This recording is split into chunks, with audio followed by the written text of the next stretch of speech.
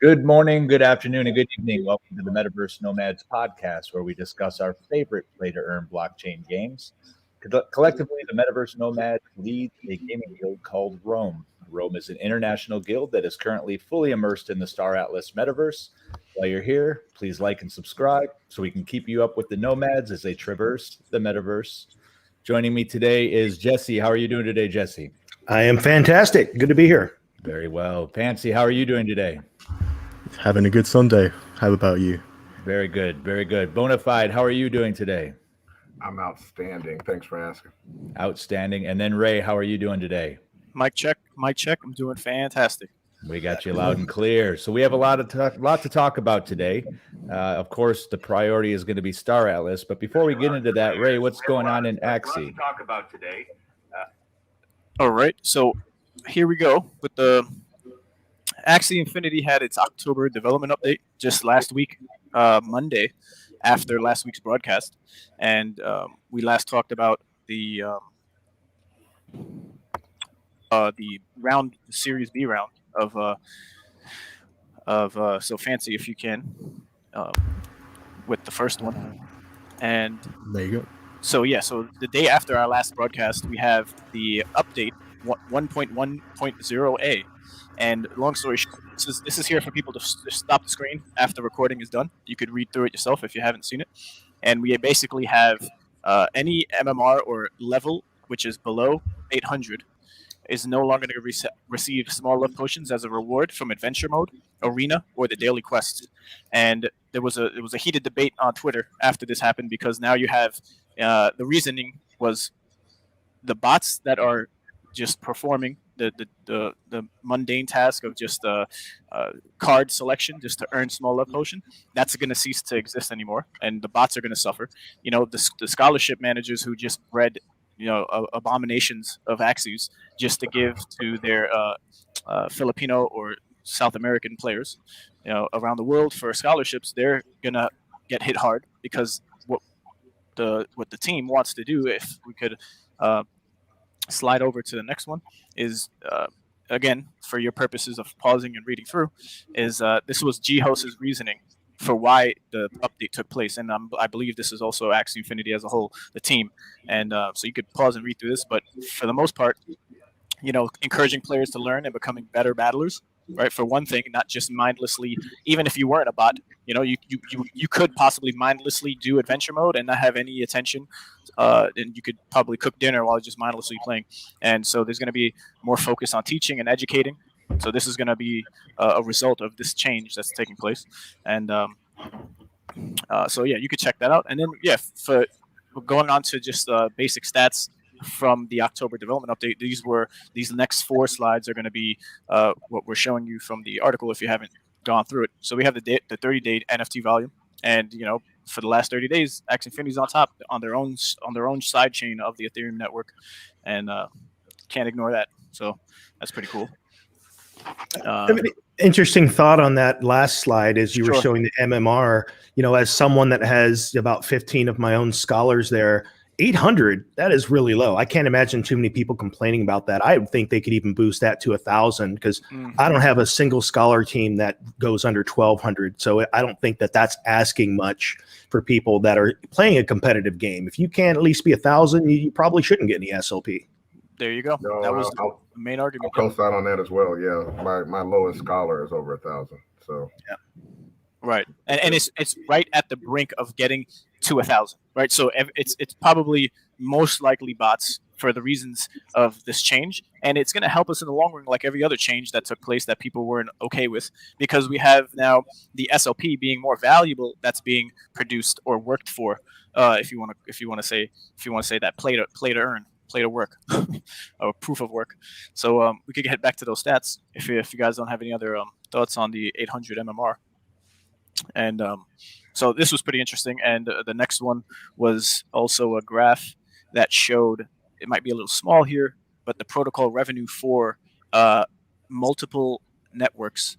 So from 1 inch all the way to Ethereum itself, and right there next to Ethereum, pretty small compared to Ethereum, but it's biggest compared to a lot of others. Behind it is Axie Infinity at over 200.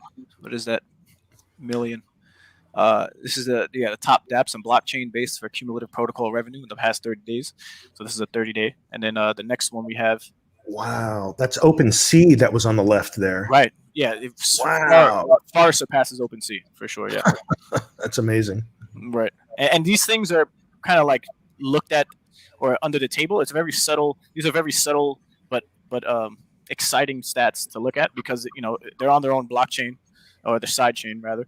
And it's not typically involved in charts as you would see everything under Ethereum blockchain. Axie Infinity wouldn't technically be there if it was an Ethereum blockchain chart, so this is that's pretty cool. And then the next, heading over to the next one, we have the daily active users broke 2 million. So we're well over 2 million, and it's just doesn't look like it's slowing down for October into the ending of the quarter 4 here. Yeah, that's the graph you want to see when you're in crypto. Right. Pretty much. The retention rate of your players. You can't really fudge these numbers, to be honest. But on to the next one. And then last but not least, we have just the Alexa rank 90-day trend. And we're still above 500 below 500 for internet engagement as far as the website. And the time spent on that website is roughly 20 minutes for the AxieInfinity.com. Marketplace. And to end it all off, and you guys could share your thoughts on whatever we just finished talking about, and including this. Although G-Host posted it, it's not specifically Axie Infinity related, but I just want to throw it in here at the end so we can maybe elaborate and share some ideas. That Steam recently just blocked all games built on blockchain and NFTs from their store. And G-Host as well as this was a big uproar here as well in the last week. Just happened I think the other day, and NFT EA Twitter Games went crazy over this one. Yeah, NFT Twitter definitely went crazy, but NFT Games came out just in case because they were getting bundled in with Steam as if they're not going to be supportive, and they came out. I think the CEO did on his Twitter account and said we are and will to have support for these types of games that are on the blockchain. EA Sports. Oh, okay. So they didn't want to get bundled in as a legacy, a dinosaur blockbuster type of situation. And now we have Sky Mavis, which is the hub.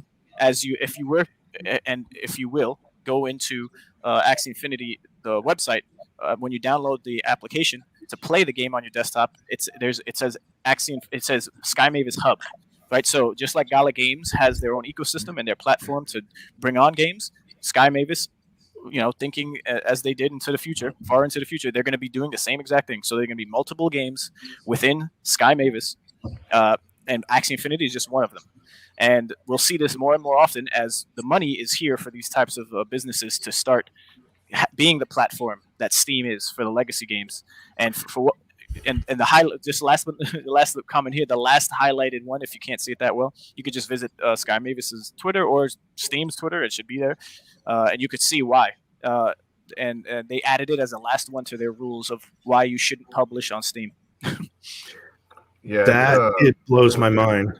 Yeah, go ahead. It was mind blowing to me just because obviously, coming in as crypto natives here, we're all about disruption of the powers that be in the status quo, and it's just interesting to see a big corporation like Steam completely just abdicate in the middle of this fight, right? I mean, their move was actually to start onboarding NFT gaming, and by shutting it out, they basically just they're done. It's over for them, you know. I have to wonder, like, is there more to it? Is there something behind it? Because as someone I've used Steam I have hundreds of games on the Steam platform. I've me as well. been an active part of and I love how progressive they've been. I mean, they also are the makers.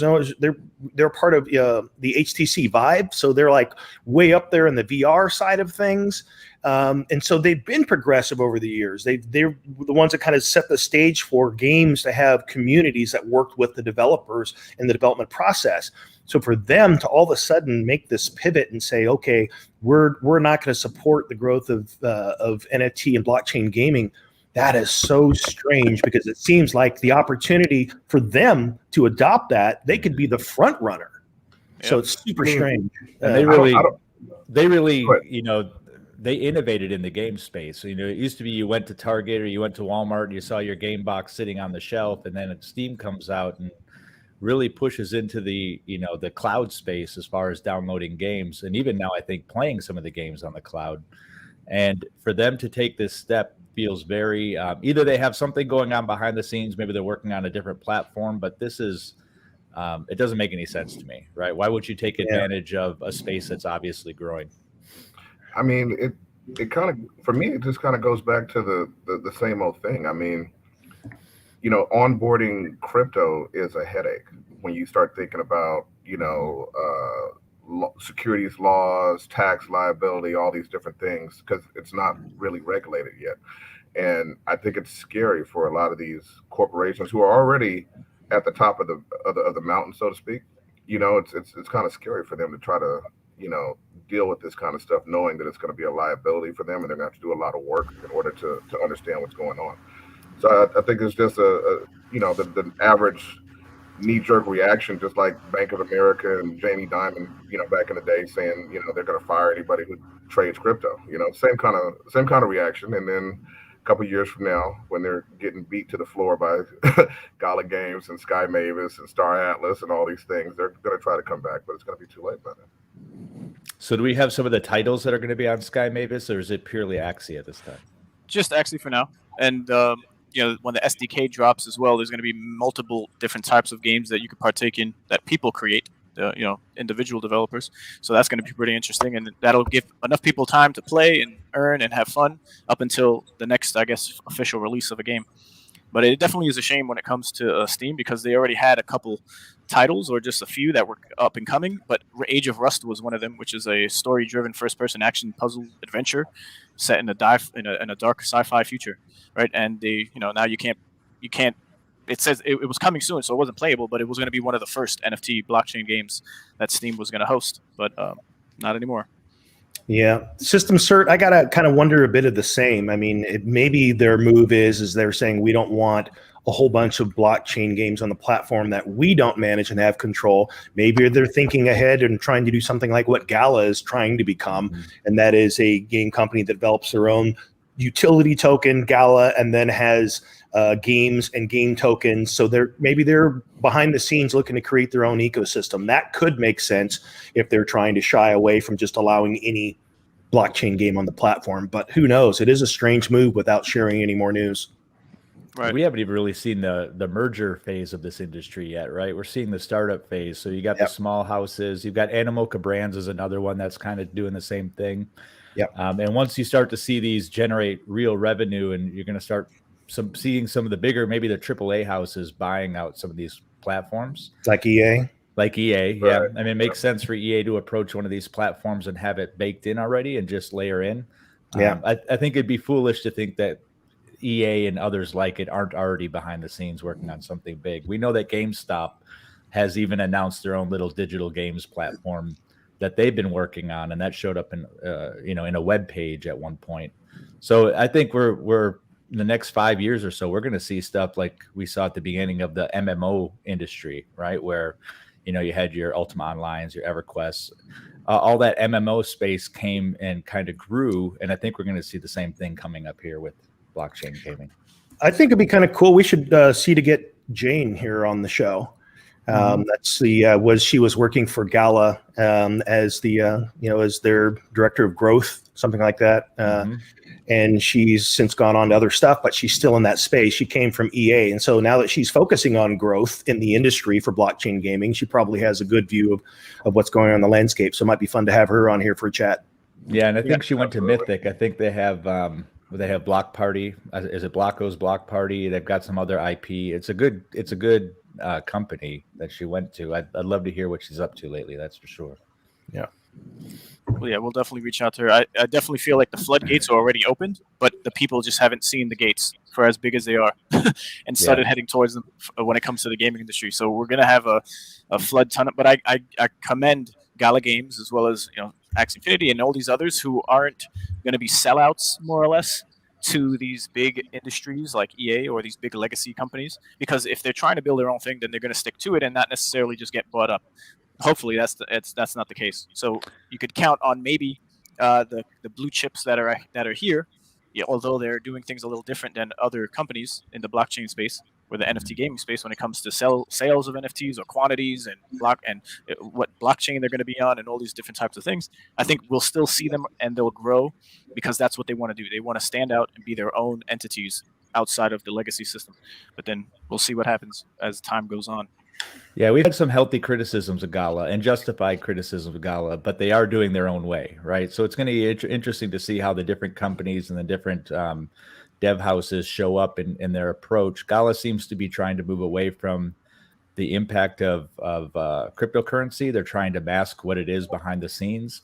But we know that crypto people are going into that space, so we have a lot of different questions than you might see from a typical gamer. But if you look at through the lens of a typical gamer, Gala might be approachable because they do a pretty good job of trying to make it feel more like a gaming system and less like a blockchain system.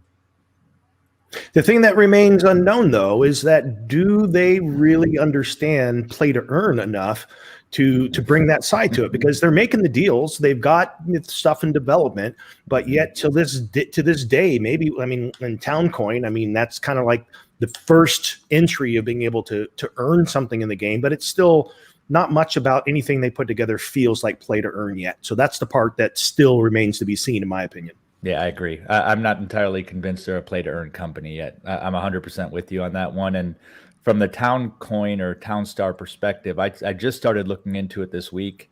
I've got a node. I've gotten a little bit of Towncoin because of that node. It seems to each Towncoin is 2 Gala. The only markets that you can really trade it on right now are Uniswap. So we're just starting to see what's happening there. And I think people are starting to figure out the strategies to actually earn.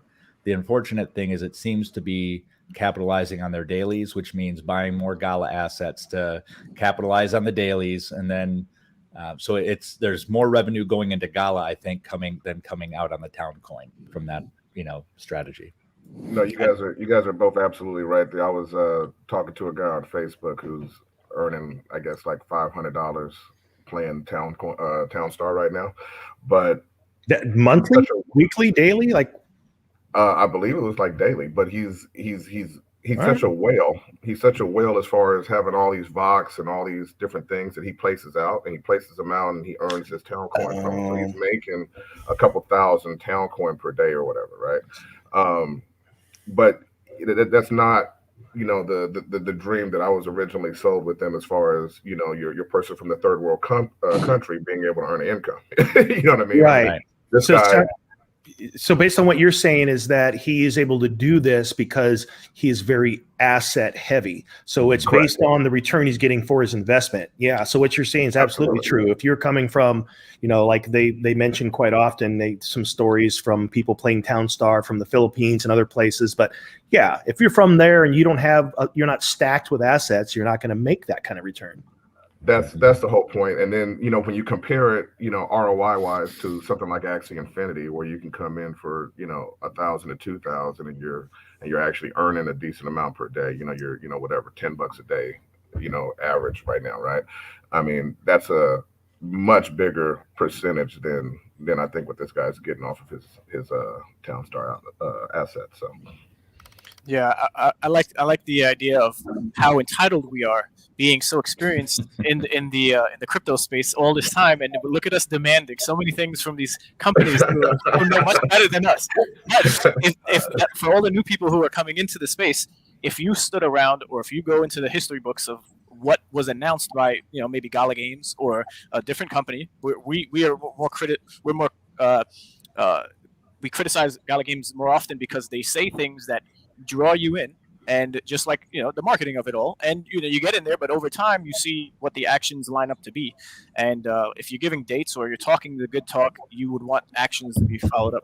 And we don't necessarily see that all the time with Gala Games, and yeah, they might be busy, but there shouldn't be any excuses if you have a whole team and you have a crap ton of money to allocate to these positions. So when it comes to Gala Games or any other games, definitely do your studying.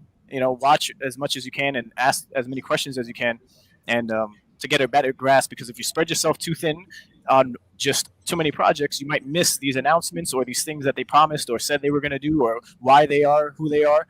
And you might just think, oh God, nothing's wrong with Gala Games, nothing's wrong with Star Atlas. There's something wrong with all of them. Every company goes up and down, and they say things that they don't follow through on, or they charge things. They have prices for NFTs that.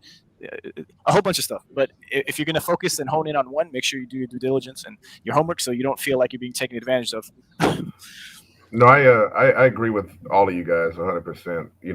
I have 2 Gala nodes, and it's they have the potential to be so much better as far as play to earn than they currently are.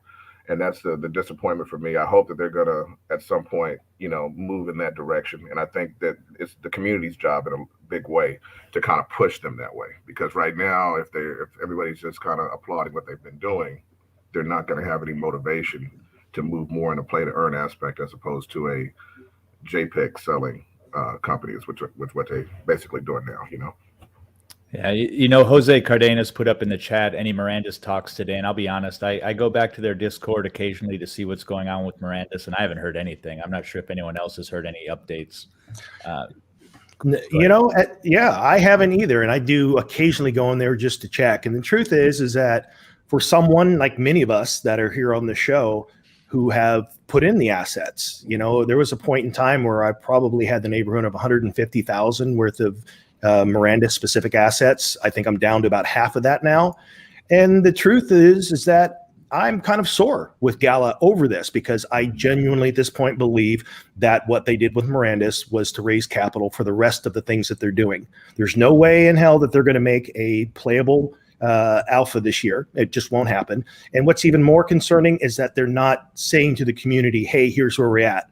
I just looked at their website the other day, and they still are listing job postings for basic stuff to get it started. I mean, that town hall, Towncoin and Townstar are progressed the way they have, with McCarthy having been the original developer of that. I'm assuming that's where his focus has been. So I kind of feel put off by the fact that I believed in what they said. I put in the money that helped to build that company, but yet we are not getting any words, any messages, anything that tells us about progress and about what to expect with development in Mirandus. Yeah, I'm 100% with you. I think out of the group of us, I was probably the one who was most cautiously optimistic about Gala, and stood up for them in some of our previous debates. But I don't even go there anymore. I mean, I've got my assets. I see how much they go up in price every once in a while. They've not done anything that's next level to me. It's just dragging it along. And I'll be honest, I don't even follow them on Twitter that much anymore either. It's always feels like the same thing. It feels like marketing gimmicks. I need to see some real stuff. And so far, Townstar Coin isn't doing it for me. But I didn't go to Gala for Townstar either. And I don't play that type of game. Right. So to Bonafide's point, and to more or less wrap this up, if anyone doesn't have anything more else to say, is these companies, the point was, which I lost, but continue. Well, I actually, Drill and Phil in chat brought something up that I don't think we talked about. He talked about the Galaverse in Vegas, and I got to be honest with you. I intended to go because I there's still a piece of me that wants to see what they're going to do and what they're going to share. So I intended to go to the Gala Con. Oh, okay, I got it. Until they announced the prices for the tickets, it just felt like another money grab. I know they've got all these people who've got gala stored up from their node earnings and things like that, but at the end of the day, the ticket prices were stupid. I would never spend that much money to go to a con. I went to Comic-Con and it was nowhere near as expensive as going to GalaCon. Did anyone see the prices? Yeah, I heard. Yeah, pretty crazy. But what were they? Yeah, if anyone knows, I'd like to know. Share them on here. What were they? I think the highest one was like $25,000 and the lowest one was like $1,500. It was absolutely stupid. I'll look at it. Yeah, they had the names of what the avatars were as far as rarity levels. So it was like a legendary pass or ultra rare pass or rare, and then I don't know. Ancient. Yeah, some stuff like that. Instead of maybe having some of the Gala node owners go in for free, or have a raffle that only a percentage, something that more creative, I think, not just here are the fixed prices, this is what you get, because soon after the prices were out, then you have Benefactor tweeting saying, hey, maybe we could, I don't want to do this, but maybe we can put up, we didn't take the photo, but we could pull it up next week if that's the case. But basically Benefactor was saying, hey, if the community wants a little change, I wouldn't want to do that, but hey, we'll put up for a vote to maybe decrease the prices or change something of the sort where there's more people who will be able to come, because more or less the prices were pretty outrageous compared to any other event that's been taking place or that's coming up for network gatherings with Solana and Lisbon, or just why not free? You get way more people coming to support you. And then you can sell a bunch of stuff there. That's a good point. The VIP ticket for Solana's event in Lisbon is $4,000. It's $1,000 for the regular ticket, $4,000 for VIP. And GalaCon, I mean, with what they're doing, they should have done something like, hey, if you are a node owner, which means you spent some money with them, you get a free ticket. If you have more than X, if you own a land deed in Miranda's, that's maybe Hamlet or something, or Outpost or higher, you get to come for free. Acknowledge the people who've helped you grow to get to this point.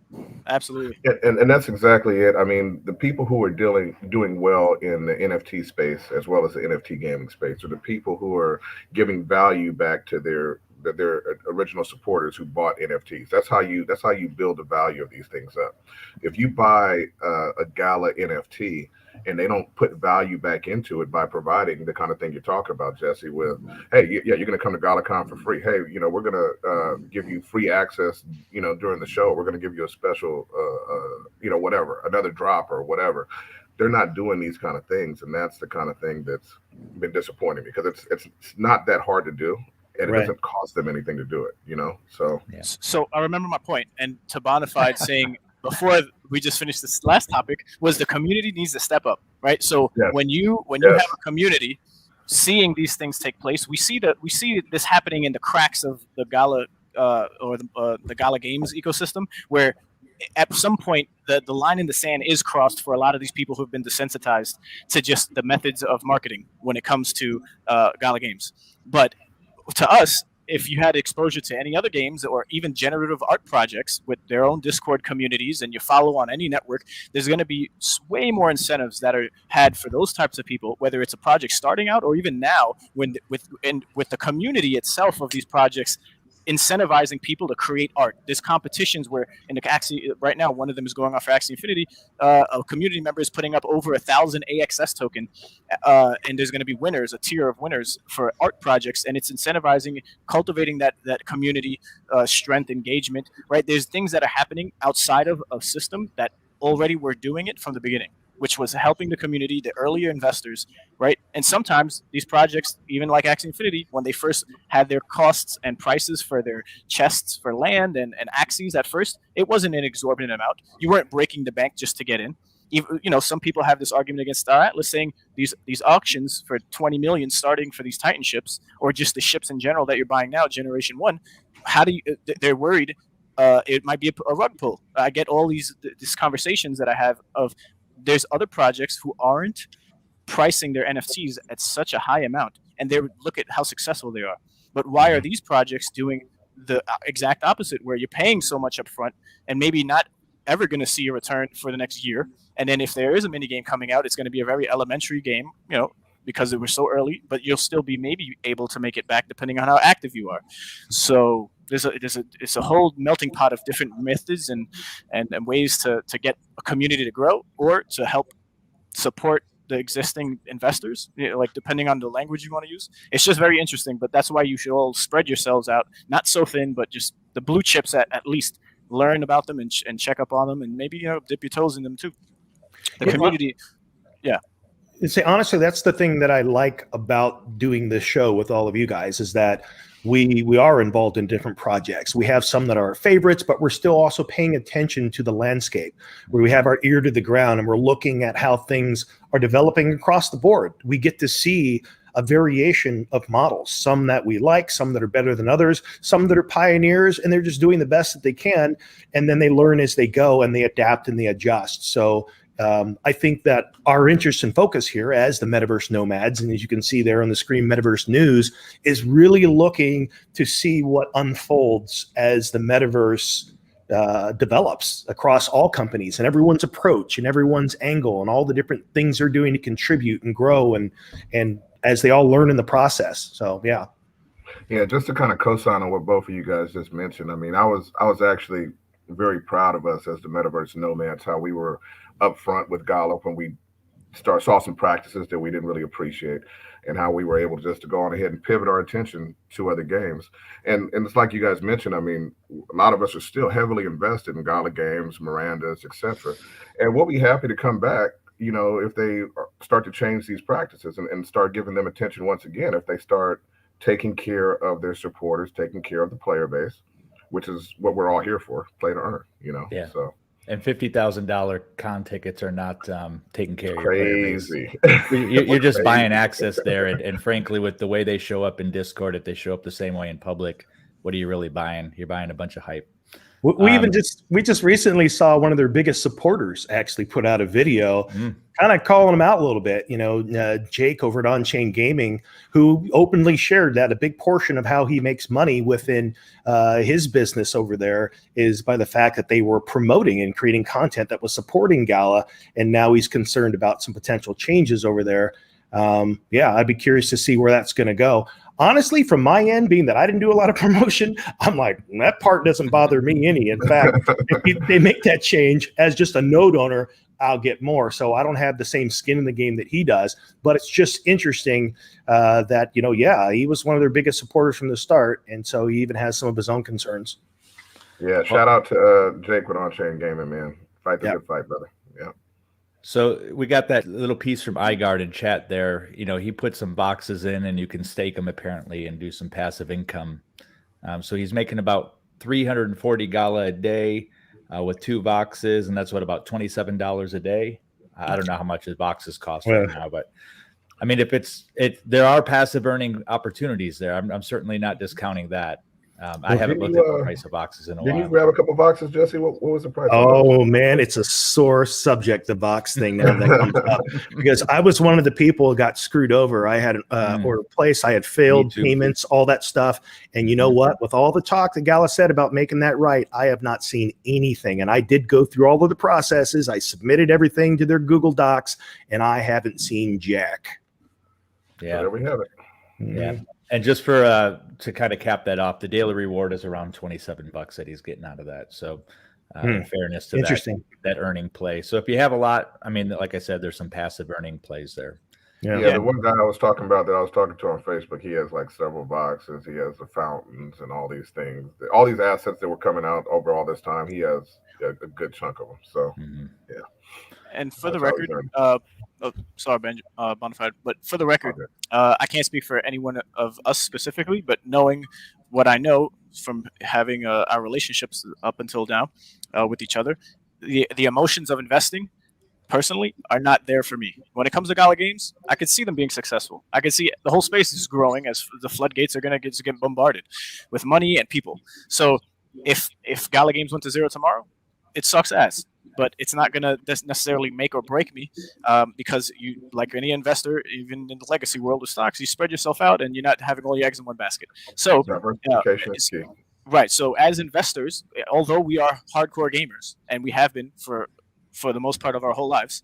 Investing is a whole nother ball game, and now we're seeing the overlap of these two things, where you get a lot of emotions in video games, and maybe if you're a sophisticated investor, there's no emotions. But now, how do you differentiate those two types of that dynamic is what everyone's learning and going through for the next couple of years, right? If they haven't already gone through that, to become a grounded individual when it comes to just research to study as an investment in these games, but then also looking forward to play, and then potentially get angry from losing your ship as it gets burned in the deep space region of Star Atlas, which nobody would want.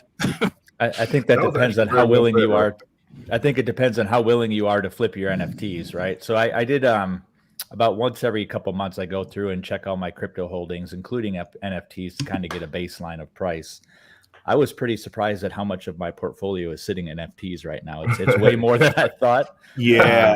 And we've been FOMOing out on some other smaller projects on the regenerative art side. And as a console, we've all kind of gone heavy on some of those. So there's a lot there. Jesse, do you have something to say? Oh yeah, I'm with you there. I was thinking about that today. In fact, I was just surprised at the fact, but I feel good about that in a way, because a lot of before NFTs and gaming, a lot of the projects that I was involved in, I was more focused on the token growth and what was happening there. And with the NFT space, it feels good to be investing in projects that I'm more intimately connected with. So I feel like a supporter of helping to make that company grow, much more so than when it was just a token, which still, though, I still am like, all right, get rational, Jesse, and start to balance out your portfolio a little bit here. Drill and Phil here, you asked the question, are land claims, I'm assuming you're speaking about land deeds within Mirandus, maybe? Because that's what we've been talking about? Or is it Star Atlas? I'm pretty sure it's Star Atlas because it's land claims. But I could be wrong.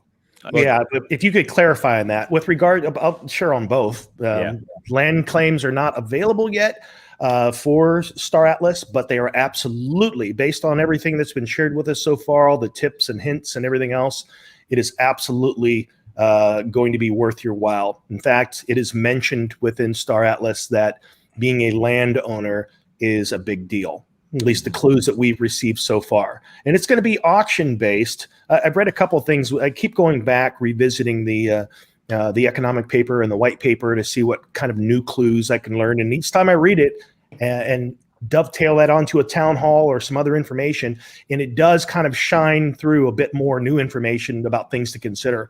And land being one of them is going to be a big deal, because you have to have land to be able to have a say with the governance token of Polis. In other words, you can't just have Polis staked and then feel like, hey, you know what, you have the rule of the land and the rule of that governance, and to have the vote the same way, you have to be a landowner. So they are tying the two together. It really is a double-edged sword, that system, right? Because that way, if the big money wants to come in and put money into Polis to make money, maybe some passive earnings, if they have to own land as well, that means they have to manage the land, which means there's less opportunity for people to come in and just kind of throw money at something and earn passively.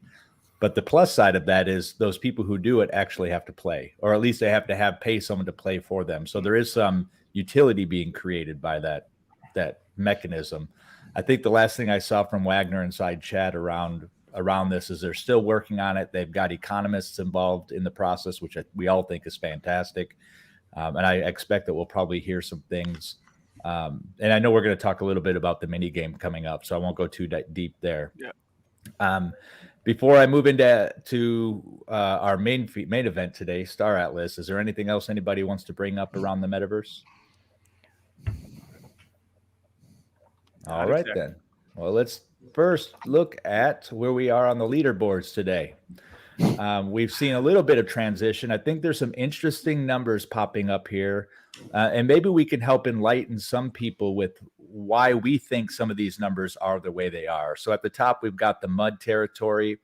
Their top wallet looks to be about 138,000 USDC. They have around almost 7,000 players. ONI's up behind them. This is the one where I think people might get a little confused. The top wallet's at around 864,000. We can talk about in a moment who we think that is. They have around 8,000 players, and I think those two numbers are linked, in my personal opinion. We'll get to that in a second. And then at the third place, falling back into third place, is Ooster with $190,000 top wallet and just over $7,000 players. So what's your guys' perspective on where the leaderboards are right now? Well, one important thing to note about the leaderboards for sure is that they're off. Mm-hmm. Those aren't the actual numbers. I noticed this strange thing happening a couple days ago, maybe about 3 days ago, in fact. And that is that Star Atlas has taken away the top ships. The Guardian and the Threpid do not factor into these numbers right now. In fact, if you go to the leaderboard for individuals and you click on any individual in the top ranks, it will not show either of those ships. And so I've also seen that it removes it completely from my total. So these numbers are really askew right now because those two ships, which are significantly priced, 9,000 and 30 some odd thousand, are not included in these numbers. Yeah, and one thing that also is not included is if you have any Sol, Polis, Atlas in your wallet, that is not included. It's just the NFT total at the moment. Yeah, I've seen my OPOD pop in and out of the earnings, so I know that there's some discrepancies there in overall prices. I think individually that makes sense, but when you look collectively, it's happening to everybody, right? So you're backing those out of all the factions. I think what we're seeing by the nature of that glitch or whatever it is we're not seeing the true value of what's actually in there. Right. But proportionately, it should be similar, right? Right. Yep. I think, and maybe Jesse, maybe you could add to this because we've been talking internally around, using hardware wallets and things like that. And I'm just curious if we're capturing all the wallets. We know that there's a section of wallets out there that right now that haven't claimed a faction yet. So those wouldn't be showing up here. But do you think that the hardware wallets and kind of people moving and adjusting into 3 wallets or 3 factions is having a play here? I think a little bit. So we know that the guild AEP, so Alpha Industries, has encouraged their people, or not necessarily encouraged them, but informed them that they are a multi-faction guild. And so the strategy that a lot of them are using, and it's probably a strategy that many other individual players and guilds are using as well, and that is having multiple wallets. So when you see the player count there, that player count isn't necessarily restricted to an individual player. That could be a single player in each faction. It could be a single player with multiple wallets in each faction, or it could be just a player with a single wallet in one faction. The impact of the hardware wallets, and I'm one of the people that chose to go that route. When you have a substantial amount of assets, I wanted to make sure that they were protected, especially because we're in this strange world now where you can literally look up people on the leaderboard. And while you don't know at this point who they are as an individual, you can see wallet addresses that can then become targets. So for me, it just made sense to go the route of a hardware wallet. However, that can lead to some potential restrictions. In fact, I have a question in for Michael Wagner now in the Foundation Room chat, which asks this question. It says that, hey, many of us went the route of the hardware wallet. Do we run the risk of having some significant disadvantages down the road?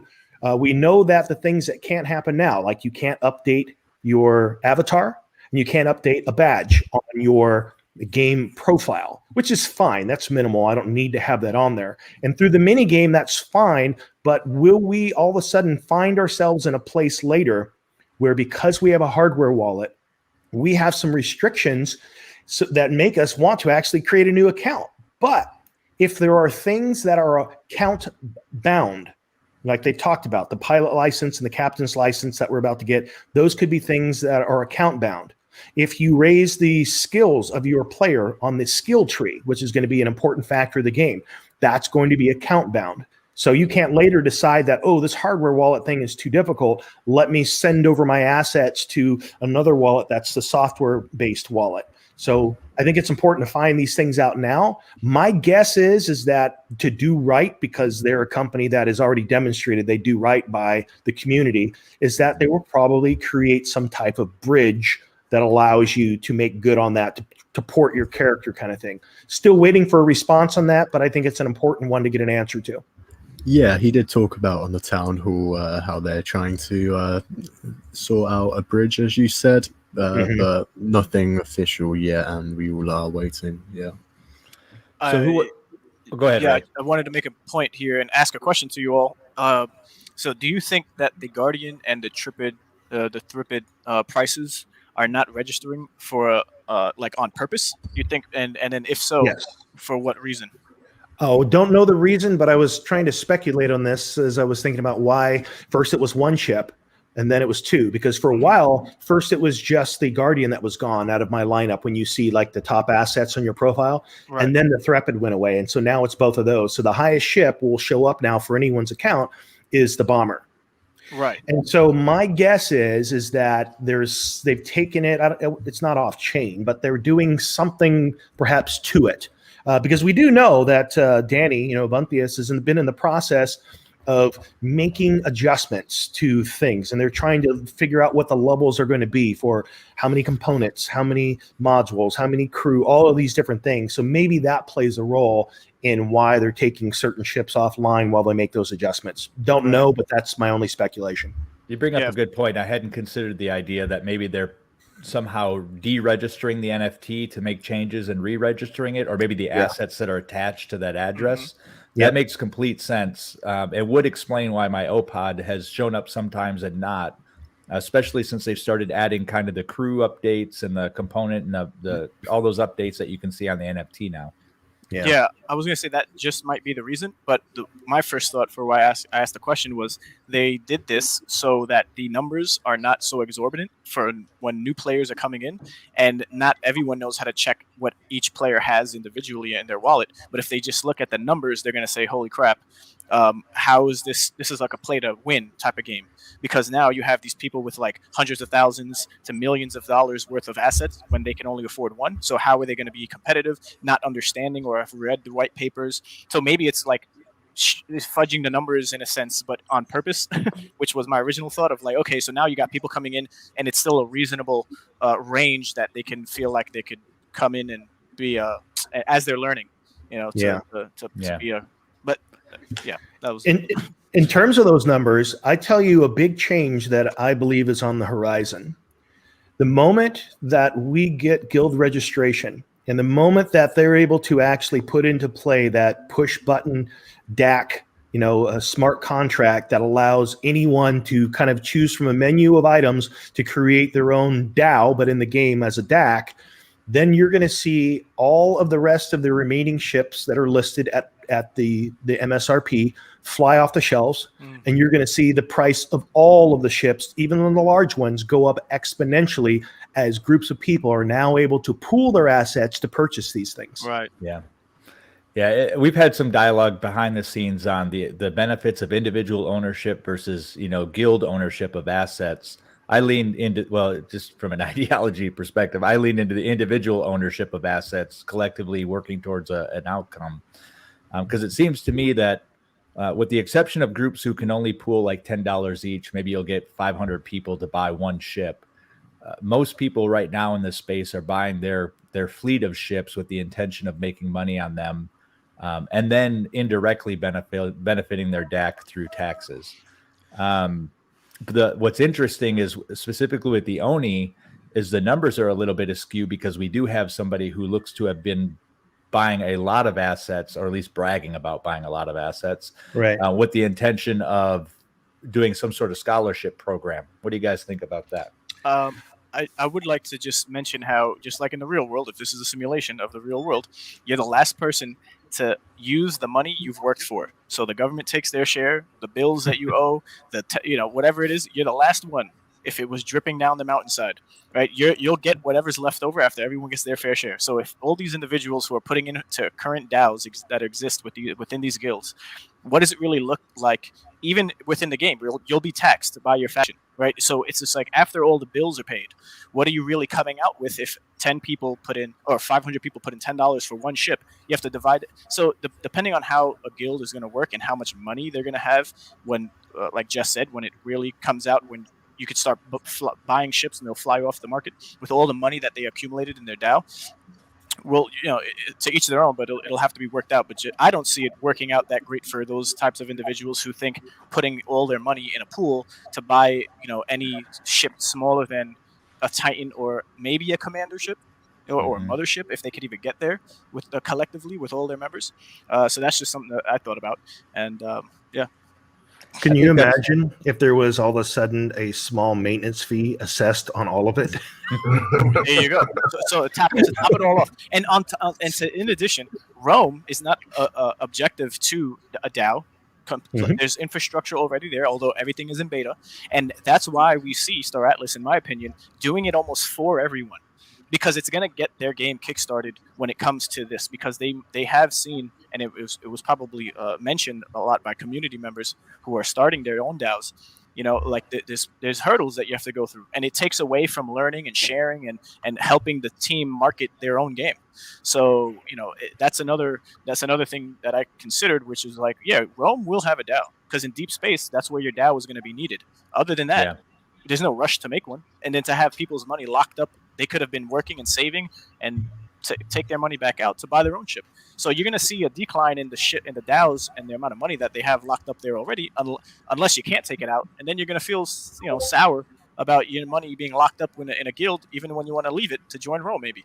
Not even locked up though, but there's also the friction, right? So you've got the friction of getting your money from your DAO into the Star Atlas metaverse, right, and then the friction of getting it back. And by friction, I mean costs, right? So if Star Atlas builds that DAC within the game, it's using Atlas, it's using Polis, there's not a lot of transfer fees. But if you've got a ETH-based DAO, and we know what ETH gas prices are right now, they're a joke.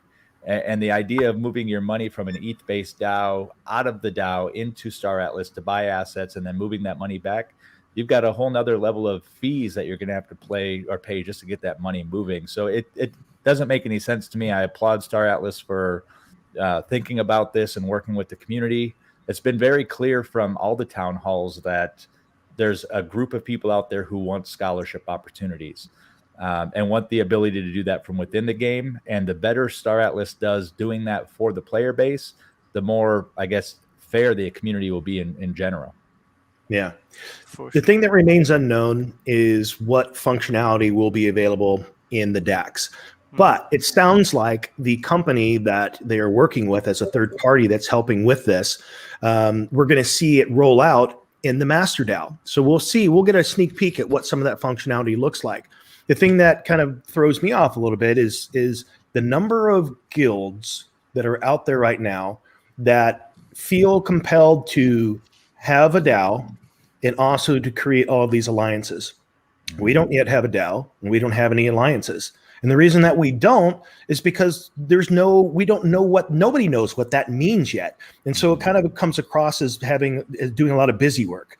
And so you're doing things that you'll have to undo later once you have more information. And so it can create more work for you at that point rather than saying, okay, we have new information now. We have the DAC. Here's what its functionality is. Now we can tell the people that we have in the wings that are investors saying we want in, here's how we can best serve you and serve what you're about to invest with us. Here's the alliances we're going to form now because we understand what it means to have an alliance within the game. We understand the significance of through gameplay, how that plays out. And so therefore it now makes sense. So I think there's a lot of premature things that are taking place and happening that unfortunately are going to work against some of the guilds because they're going to have to undo those things because they won't serve their members the best way. And they'll either have to undo them with good intentions or just it will self-destruct. I think right now we're before game one of the Squid Game, right? Everybody knows each other. We're talking to each other. Everyone's nice. There's a bunch of people out there who think that this game is going to be kumbaya. It's going to be this utopian space. And I'm here to tell you, human nature will not work that way. We will find that there will be people at each other's throats. There will be all the animosities you see in other games where there's a multiplayer component. Now you've got money. I mean, when somebody burns a $10,000 ship and somebody thinks they were somehow treated unfairly in this combat, it's going to create some real tension. And then you'll start to see those alliances reform as people have different goals and expectations. And eventually, for the top end or the late game guilds, that's where the real alliances are going to start to show up, because that's when the real end game power plays are going to be needed to have those alliances. But up front, it's like you said, Jesse, it's all just pen pals, I think is what you called it at one point. It's going to be funny because the blockchain doesn't have any emotions. So when your ship goes, it's like there's no customer support for you to call. Right. There you go. Wagner will block you and you as quick as the light shines on our faces. But Rome wasn't built in a day, and neither is our deck. So that's going to be for deep space purposes. Yeah, and so I guess for all the guilds out there who feel like you have to have a DAO to be caught up, I think taking it from us, a guild who's pretty big in the space, let's see what comes before we decide all this other stuff that we need to have. And for those of you who like to go online and brag about how big your DAO is, I don't know if that really gives you an in-game advantage yet. We'll see. We'll see if it stands the test of time. Yeah, people are going to be able to identify the holes in the system, if there are any, when they roll it out. And who knows, there could be just like a service provided to the community that would fit that. So there's no need to do it now. Exactly. Yeah. Well, you bring up a good point, Fancy, as well. I think going back to something we said about the whales and blockchain, there's going to be somebody who puts together a whale watch, right? Who watches the top 10 wallets on this game to look for some sort of competitive advantage, or maybe just a competitive defense, right? If you know that this wallet is working over in this area and you can ascertain that information through the blockchain, then you're going to have the ability to maybe go someplace else or know where you need to go to get the best resources, things like that. I would like to note that to play devil's advocate, it would be great for some guilds to have a DAO made in the event that Star Atlas, trips over a little rock or two and they have to delay, or it's not functioning the correct way, the DAO that they're creating for everyone. So in that event, then the DAO that you had could just take its place for a short while. So there might be some utility for a DAO that has money in it already for certain guilds, but it's not going to be that long until Star Atlas just has a functioning system that makes everyone else's DAO obsolete, unless there's something particularly different that it's supplying to the people who are giving money to that DAO and the treasury fund for the ship. And all I could think of, you want to accumulate as much money as possible to buy the biggest ship so you can get out there farther than anyone else, because that's where you're going to make the most money. And if these are investors throwing their money in, not going to play themselves, then sure, you're going to be able to afford these commander ships hand over fist, and then you could just have those assets managed, which Rome is going to do. So if you're an investor out there and you come across one of these videos, or someone that that's a part of Rome or interested in Rome, chat it up and tell them to communicate or contact one of the council members, and we could definitely have a conversation. So kind of like here, like Space Grandpa, do you guys have a hermit drunkard squad in Rome for the people who don't like squads and like to fly alone on their guardians? We absolutely do. So hit us Rome up. is your home. Yeah. There's a home. I like the word drunkard anyway, so I think that makes you an in right there. Yeah. Right. As well as hermit, right? So. Yes. All right. So we had some things go on this past week, some good stuff. We had the town hall. I was out of commission for the week doing some vacation stuff, so I'm a little bit behind. However, I know we learned some good things.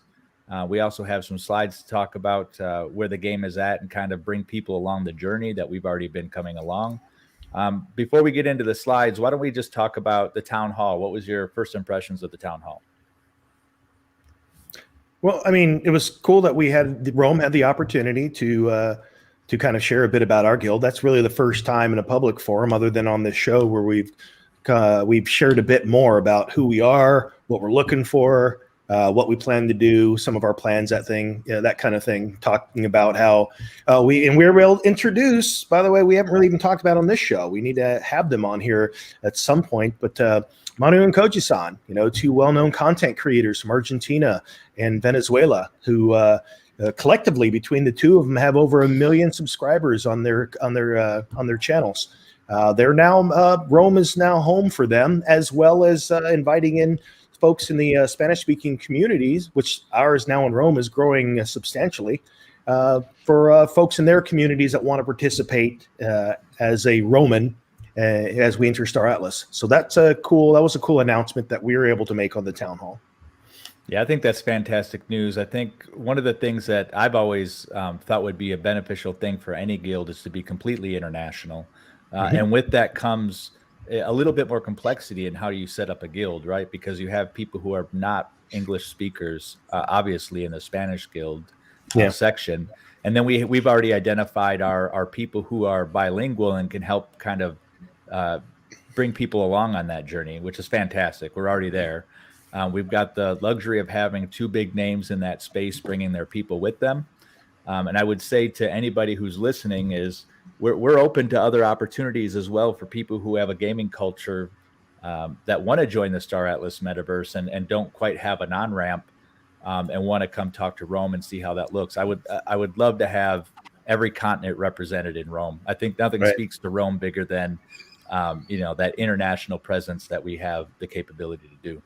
Well, three of us here on this show we're in 3 different countries right now, so we already got some good global representation.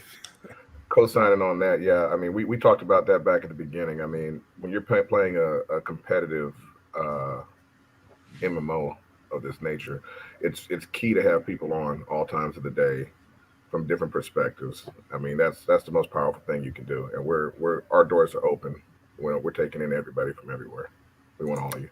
Yeah, and just the enthusiasm we're already seeing from this new. I guess we're bringing them in as a legion. This new legion we're bringing in, the enthusiasm, and I even see some of our non-Spanish speaking members trying to go to Google Translate and get involved and still be a part of the whole synergy that's going on. But it's just great to see so many people from another culture outside the English speaking culture that are so enthusiastic about games, and they really come from countries where they can benefit from the Star Atlas metaverse. So we're seeing people who are coming as owners of assets, but we're also seeing some of the kind of the quote unquote scholarships come as well. Ray, you were kind of instrumental in this relationship. Anything for you to say? Yeah, so I initially met both Koji-san and Manu in person when I went to a Axie Infinity event that took place in New York City, as where I reside, 2 weeks ago. And although it was an Axie Infinity community event, there was a lot of people there not knowing anything about Axie who were interested in blockchain gaming in general. So as Rome is growing and as excited as we are here, and as I was on that day for both Axie Infinity and Star Atlas, I talked a lot about Star Atlas, and Koji-san and Manu, they were interested in the game, and I was an abundant encyclopedia at the event for them to read from. And so from that point on, we just continued building our relationship behind the scenes, and we came to an agreement where we're going to work together and build Rome and its South American Legion. So once we get into deep space or space in general in the Star Atlas, then hit the ground running. So it was pretty exciting to make those connections and to represent Rome, as we all are extensions of the guild, as we are our own families. So you want to represent it in a way that shows your loyalty and honor, and what everything is gonna take place in the future and what it looks like. So I was pretty excited about that. I think one of the other benefits that I've seen by having, even with the international presence we have now, is somebody's always available, right? There's always somebody from a different time zone who's on to help answer questions. And there's these little groups building up. And even within the guild, our squads are building up their own little cultures. And some of them are geographic based and some of them are profession based. But it's really interesting to see how we're going to have these little mini cultures, some a little bit more aggressive, some a little bit more utilitarian. But they're building their own kind of camaraderie and esprit de corps within their teams, and they're really loyal to their teams. It's really interesting to see how it's developing inside the guild. And just one real quick, a hat tip to Fancy Hat here. For those of you that are already in the guild, you probably are aware that he's probably the most front-facing of all the consuls. He spends a tremendous amount of time answering questions and taking care of people within there. While there's so many different facets to running a guild, and so from a high level and many of the other things that we're doing behind the scenes with partnerships and working on marketing and a whole bunch of other things, so definite hat tip to Fancy Hat for being the one that's most boots on the ground, really in there connecting with all of our members on a daily basis. So that's another reason we love to invite you to this show. It's an opportunity for you to hear from all of us collectively at once. With a lot of guilds, you don't have that opportunity. As I mentioned in the town hall, most have one leader, perhaps two. And as you can see here, we're from all different walks. We have different thoughts, views, and ideas about things that we share here. And so we believe that that's an ideal arrangement for leadership within a guild. And I would like to include, that goes without saying, all of our lieutenants, our squad leaders. They're phenomenal. Too many to list here. But an idea I just had was we can have a Star Wars credit beginning scene of Right. all their names. So Yeah. at the end of our shows, if you were interested in Rome, you could reach out to also a lieutenant or a squad leader instead of just a council member. So you have more avenues for communication that would also help the same way we all would. And that would be pretty cool. So you see a whole list of our lieutenants and squad leaders, and maybe some honorable citizens who are on their way for promotion. It would Yeah. be pretty cool to see. I love this comment here. Fancy's like a bot, active 24/7. He is, though. There's truth there. He doesn't sleep. He doesn't eat. That's great. And he does it with one hand, as far as I remember. That's all healed up now. It's good.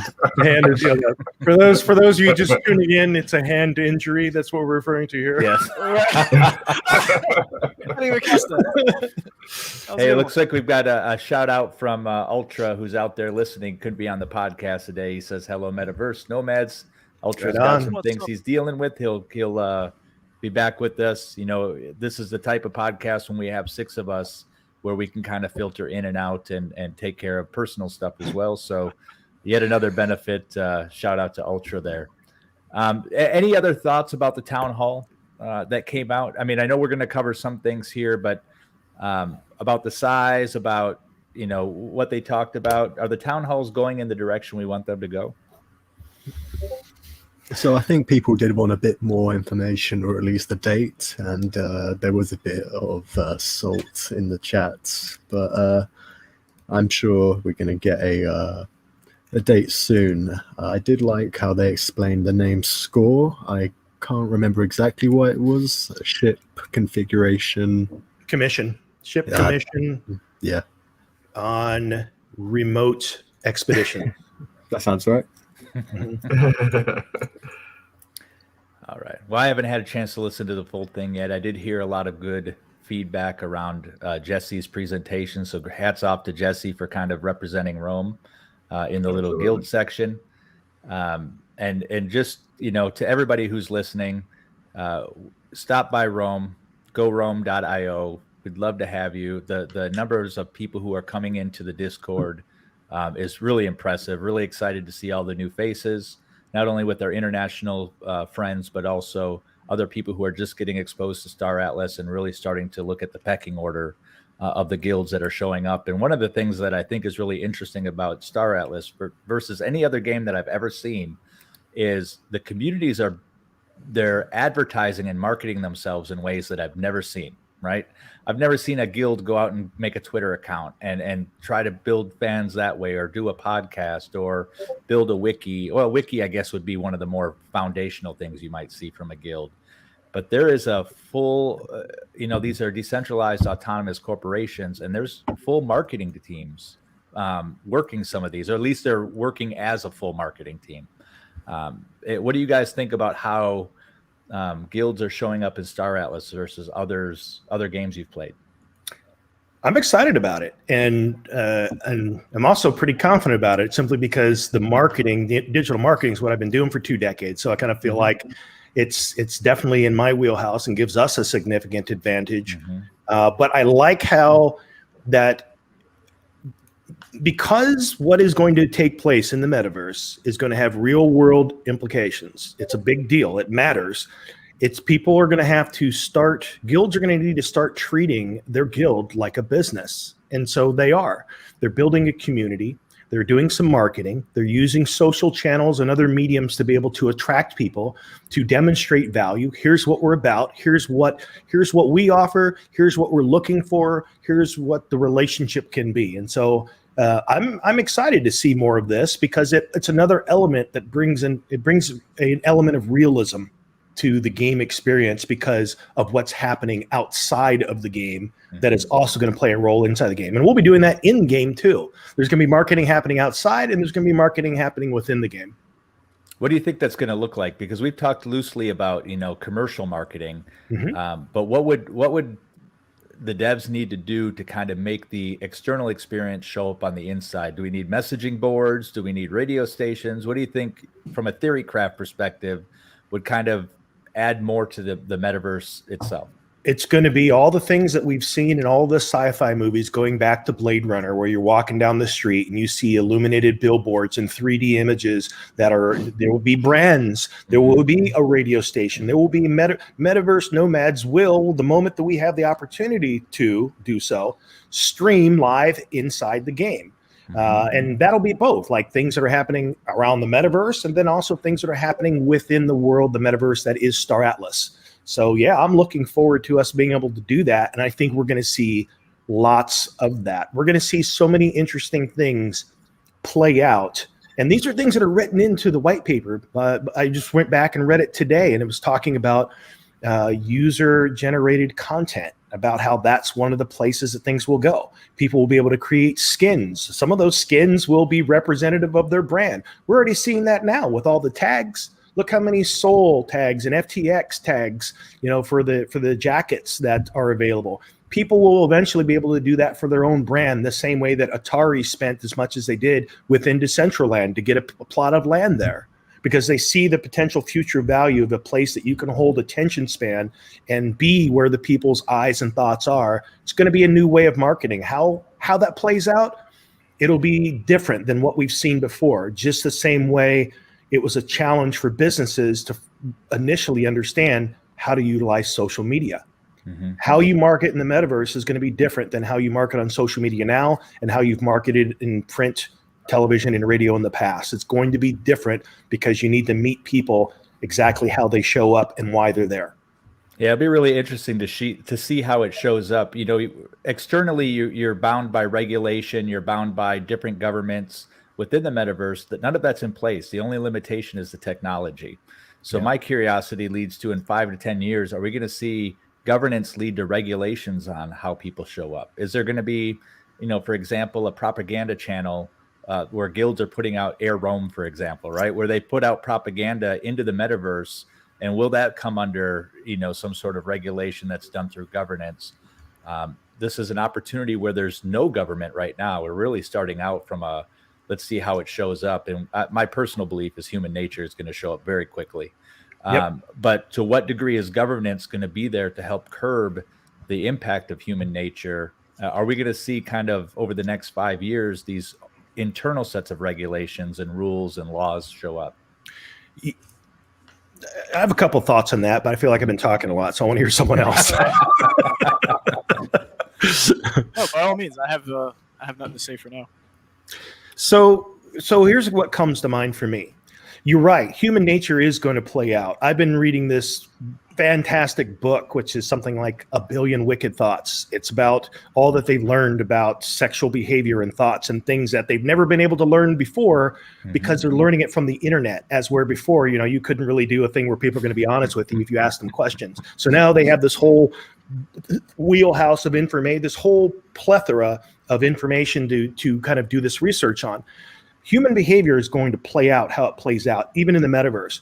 But what I think is fantastic about it is that the way that this is staged, you have different tiers of governance. At the very beginning with the Master DAO, we're going to be able to essentially influence the game. So it's kind of from the outside looking in. It's kind of like it's God mode. It's basically, how do we want the game to develop?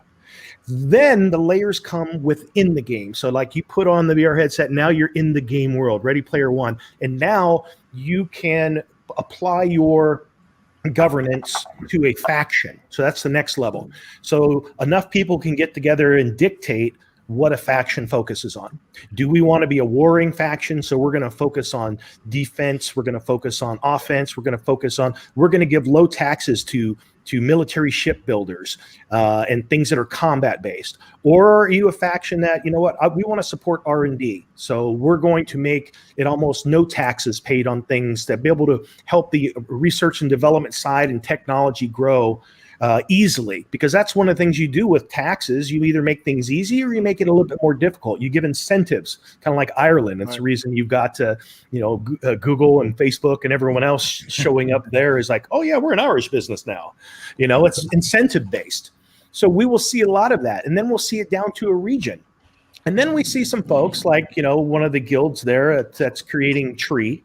And you can tell by all the things that he's doing there that he has some very utopian views, and that's okay, and that's perfect for him to have. He's got Tree as a guild. He's creating Seed as his in-guild governance token. And he probably, if he follows that theme, he probably wants a nice, peaceful commune somewhere, and he should be entitled to do that. He's got a lot of polis, so he can kind of create some governance around a planetary system where he can make that theme. And I hope it does exist, because it would suck if Star Atlas was all the same all over. Mm-hmm. So I hope that it ends up being that you have different groups of people with different belief systems and different ways that they want to see things mature within Star Atlas, have their pocket and their place where they can make that happen. Yeah. In relation, go ahead, Bonafide. You just triggered me there, Jesse, because I think Banjo will agree with me here as a min-maxer in many previous games. You tend to have this meta that develops where everybody's doing the exact same thing, because that's how you become the most successful. And that's the beauty of not only the sandbox aesthetic, but also the metaverse idea as well, is that you're going to be able to have people pursue their operations in totally different ways. And this is an opportunity for people to innovate. And so I just want to encourage everybody not to pigeonhole themselves or be too self-directed too early, like you were mentioning earlier, as far as everybody already kind of following each other into getting into a DAO too early, building alliances too early. These are the old ways of operation. And you have a way to operate in a new way here. Nobody's ever done this before. Nobody's ever been engaged. Nobody knows the right way. Do it your own way. Figure it out. There's a lot of options out there. It really is a laboratory. So all these people who've grown up or had these ideologies or beliefs that they've wanted to implement, they now have the opportunity to implement it with a few boundaries within a metaverse to really see how it plays out. I personally would love to see somebody who takes a libertarian economic mindset guild, maybe a capitalistic mindset guild, maybe a socialistic mindset guild, and really see how they play out in the metaverse. And I think the thing that's going to intertwine through all of them is human nature is going to show up in the metaverse just like it does externally. The interesting thing about Star Atlas is one of their mottos that they say all the time is power to the people. And when we think about governing structures within the metaverse, power to the people means, to me, most of the power should sit at the local level. Right, that's the power of the people, and then it should filter up, kind of like the Switzerland, method, right, where it's government is more local than national, and I'm wondering if the DAO is going to be set up with that in mind, or if it's going to be kind of a top-down governance system. What do you guys think? Yeah, there's definitely going to be a lot of different perspectives depending on how you come in. A lot of the people from the Spanish squads, the first thing they think about Star Atlas is what role am I going to play? Because a lot of them are coming from Axie, so they think directly about the gameplay, and the crypto people, they look at the tokenomics and decide if they like it. Yeah, there is a lot of different perspectives to look at Star Atlas from. Especially from the governmental style. I do hope smaller people have power and enough power to potentially kill space stations or destroying the status quo is possible, on a small scale and a big scale. I'd really like that. Well, we live in a society right now where a lot of people are feeling like there's some level of authoritarianism going on in their country, right? We all experience it in privately. We discuss some of these things. We all experience it in our own ways.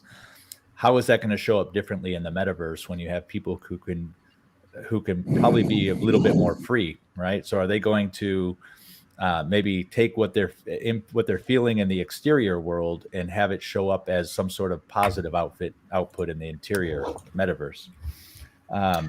Go ahead, Jesse. Well, another consideration too, let's say that you have, just to have a random number, let's say that you had 10,000 polis. Mm-hmm. You've got, at the lowest level you could possibly have is going to be the regional, which means that's still a big area because it doesn't even go down to planetary. So if you're a landowner and you've got some land on a planet, and we believe there's something like up to 64 parcels, and we don't know, let's say that just for, again, round number, there's 10 planets in a planetary system. We don't know how many planetary systems are in a region. So that could be, let's say there's 10 of those. So that's 100 planets before you get to the lowest level of a regional DAO that you can stake your polis. And so it's that DAO that dictates things down at the planetary level, what this planet can and can't do, what's taxed, what isn't, what types of things we focus on.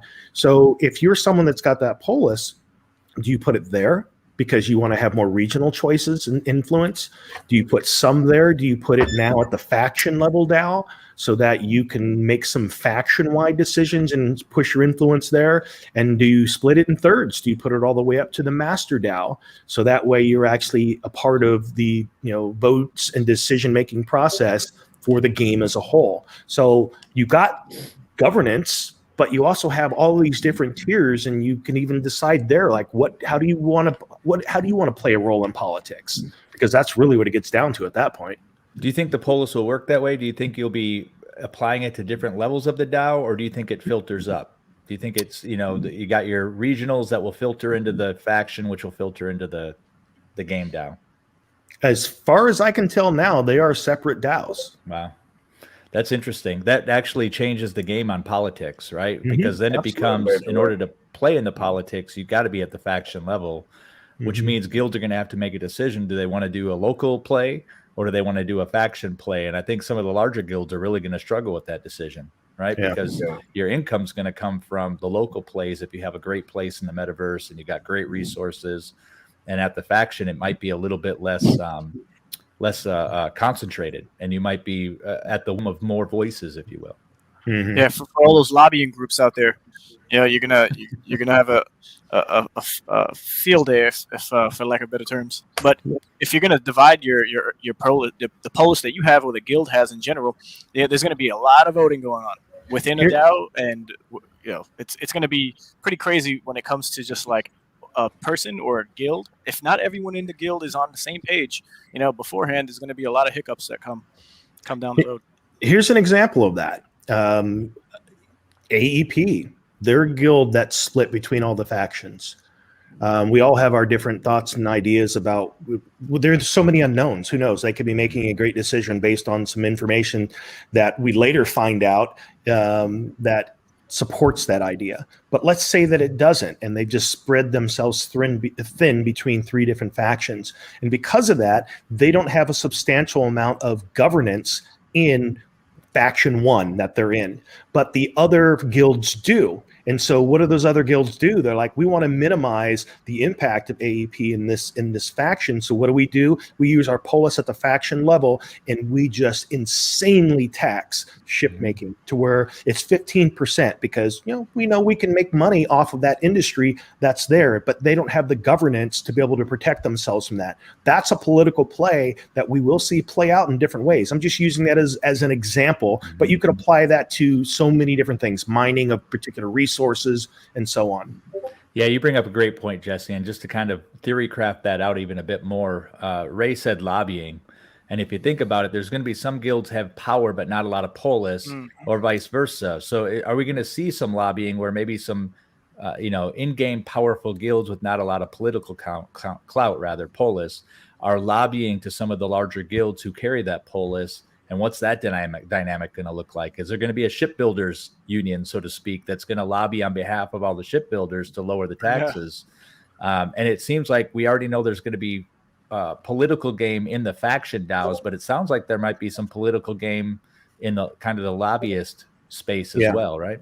Well, an example of that could be a lobbyist on behalf of the shipbuilders union could be going to the largest holders of polis and say, look, guy, side room deal. We're going to give you a substantial discount on your ships. We just need your vote. Yeah. So you'll see things like that play out, which is what lobbyists do. Exactly. And I think the cool thing about that, what you just described, Jesse, is this is the depth where we think and want to play. Like this is the some people just want to build ships and mine resources. My head is in, this is the game, right? This is the actual game between the 3D guilds. chess. Yeah. 4D at this point.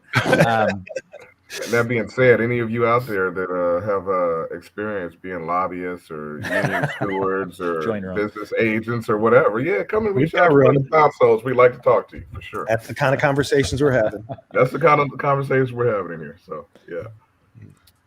Awesome. So another thing that came up, and I think it's safe to say this, that showed up in the Foundation Room chat, is that they're looking at the crew member interactions using the Big Five personality traits, and that was something that was shared by Buntius. And I'm a big fan of the Big Five personality traits. It's something that you can self-assess and kind of understand how people interact and work with one another.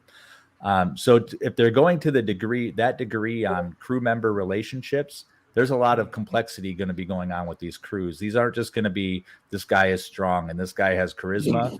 There's going to be people within the scale of the Big Five, and that can go from agreeableness to disagreeableness. And how is that going to work with other people within the crew?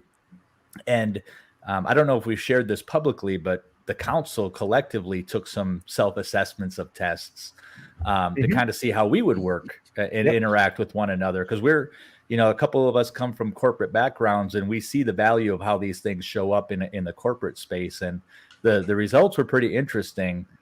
It was a pretty basic test, but we all came up into a space where we all almost thought the exact same way on some things. And we're able to remain objective on things we agreed with and things we didn't agree with. Any thoughts on the idea of the crew interaction or personality tests as a guild? Yeah, when it comes to these players having a lot of assets in the game, if they're just going to be playing with NPCs, which a lot aren't, from what I see, there's a lot of scholarships funneling over from Axie Infinity or South American, African, Filipinos. There's going to be people who want to play on the ships or the assets that you've purchased as your guild leader or the individual. So in that case, it would be much easier, I think, as for NPCs for them to work cohesively and synergistically in a way that maybe humans wouldn't be able to if you don't have that structure and management with the processes and procedures that are solidified within the guild amongst the people or the squads or however you're going to have those groups. Because then if you as human beings in a guild aren't working collectively, then it's going to almost be as detrimental as your NPCs not paying attention to your NPCs and what's the weakest traits versus the positive or the attributes, and however we're going to see it. So I think it's going to be a juggling act at first until you have a system or we learn how by playing this is all going to happen. So I really think a lot of people are coming in having this solidified plan when there's going to be a lot of wrenches just thrown that aren't being mentioned to us that we're going to have to focus more time and attention on than just simply doing this macro umbrella. We got our DAO, we got our big ships, we got all the players in the world, and we're going to win. We're going to earn 8x deep space. But you're probably not even going to be able to get out there because all your people, it's like herding cats in a guild, and no one knows what to do, and everybody wants to do what they want to do, and so it's going to look pretty interesting. What if you, as you bring people on into a guild, and this is just a kind of a thought process, and you went out and looked for the Big Five traits of the best fighter teams out there, right? In the real world, what is their Big Five traits and what makes them successful at what they do? And you self-selected some of maybe your fleets for those same traits. Would it show up in the metaverse the same way, where you have these really aggressive, very successful fighter teams based on the personalities of the groups that you have, or maybe you self-assess on a applicant and you see some traits that will not work within a guild, and maybe you're weeding people out that way. There's just so much more you can do with going into the psychology of people within a guild. Yeah. Sorry, Jess. Just this last point. When it comes to our own tests that we took, and we all kind of aligned similarly, don't be fooled, because just because you might hear that, you might think, oh, there's the weak point right there. Everyone agrees on the same thing, and I see it as you'll be able to accomplish something much faster than others who don't disagree. But by all means, we have many disagreements and topics that are to come as the game develops that we're not going to see eye to eye on, and the dynamic between us all is healthy enough. The culture of Rome itself, the fish rots from the head down, as they say. So if things weren't happening the way we wanted them, then it would definitely show. And by all means, for members of Rome, we love to hear your support, and the citizens of Rome, your comments, concerns, any advice or suggestions. We're all open, and we read it. We read them all. I think go ahead, Bonafide. I kind of looked at it as, we all were kind of built similarly, so it gave us an understanding of each other. But our perspectives and our backgrounds are so different that we disagree all the time. I've been witness to several of our disagreements. So I think that it was healthy to know that we all are kind of coming from the same place in a way, even though sometimes we see things differently. I just wanted to bring up this comment by Harmony Payne here. He was talking about, what do you think about the ROI of 12 months? Will it be lucrative enough for scholars? If you look at, say, like a Axie Infinity type of situation, right, where the ROI is a couple of months. 8 months, actually. 8 months. Around about, yep. So that being the case, your managers don't typically wait until they ROI to pay their scholars. The way it normally works is they're giving their scholars a piece all throughout. So like, for instance, me personally, my scholars are all basically going to come and play for Rome. You know what I mean? They're going to use my assets or whoever's assets, as the case may be, and they're all going to come play for Rome, and that's going to be another stream of income for them on top of their Axie pay, and that'll probably be the case for a lot of people. We were talking about the guy Tree, he's leveraging 200 scholars or something like that he's going to bring over. So I think that's going to be a common theme you see. Yeah, it'll be interesting to see how it turns out for sure. Sorry, Ray, go ahead. No, not at all. It's okay. And yeah, we see Axie Infinity even with Battles V2 when they come out. You might maybe need to play an extra hour to maybe get the full benefit of earning the max capacity, depending on how many Axies you own. But within a 24-hour span of time, you might your day at work in the real world might be 8 hours, right, or a little bit over that, a little bit under that. But you're not going to be spreading yourself thin too much. So by just completing the daily quests of Axie Infinity and then jumping on Star Atlas and doing way more work or time spent in Star Atlas than Axie Infinity, because the earning potential might be there the longer you're playing, right? With Axie Infinity, there's a cap based off of the energy you have, which is based off of how many Axies you own. With Star Atlas, you could potentially, is there a cap on the daily quests? Maybe the ship mission givers, you're going to do a certain amount a day. So we'll have to see how it all works out. But if people think that their scholars are going to be overwhelmed or consumed with just one game and only one game, that's not the right train of thought, in my opinion, because there's going to be time in a whole day to play maybe more than just one play to earn game. Yeah, we should clarify how scholars work, because there's a question in the chat there. So scholars don't invest. Scholars just play, right? And the way it works is somebody like, for example, Ray, who has, or Jess, actually, three of you, Bonafide, Jesse, and Ray, all have scholars that you work with in Axie. It's them coming to you to play your assets. So they don't have to invest anything. Their output depends, their earnings are based on their output, how good they do. And different people have different structures of how they pay out to their scholars. But the idea is to allow somebody who doesn't have the ability to buy assets to come in and earn a living using assets. And I think initially Star Atlas wasn't too hot on this idea. They weren't really focusing on it. But every town hall, somebody asked, what is it going to be? What's it going to be? And now they're actively saying that they're trying to make this mechanism possible. Yeah, it's going to be interesting how they do that. Before we get too far past it, I want to go back to the personality part. Yeah. So within Rome, some of the things we do at the very beginning is when you first come to Rome, you're a nomad. And if you want to become a citizen, which means that you're actually in the guild at that point, otherwise you're just kind of passing by and you're hanging out as nomads do. So we have you taken a quick survey where we ask you, I don't know, a series about it, maybe 8 questions, something like that. And we're just trying to get a feel for what have you played in the past? Why do we ask that? Because it gives us an idea of the kind of games you're into, which also lends to the idea of what you like doing. If you're big into first-person shooters, then you know what? When that element of the game comes about, we know that you're kind of like a frontline squad person that wants to get out there and do some stuff. And they have hinted. Michael Wagner mentioned on Kegagan's show. Was it? I always get it. Yeah, Yeah, that's it. Yeah. on his show that they have some plans to do some monster hunting. So there could be at some point a first-person shooter element.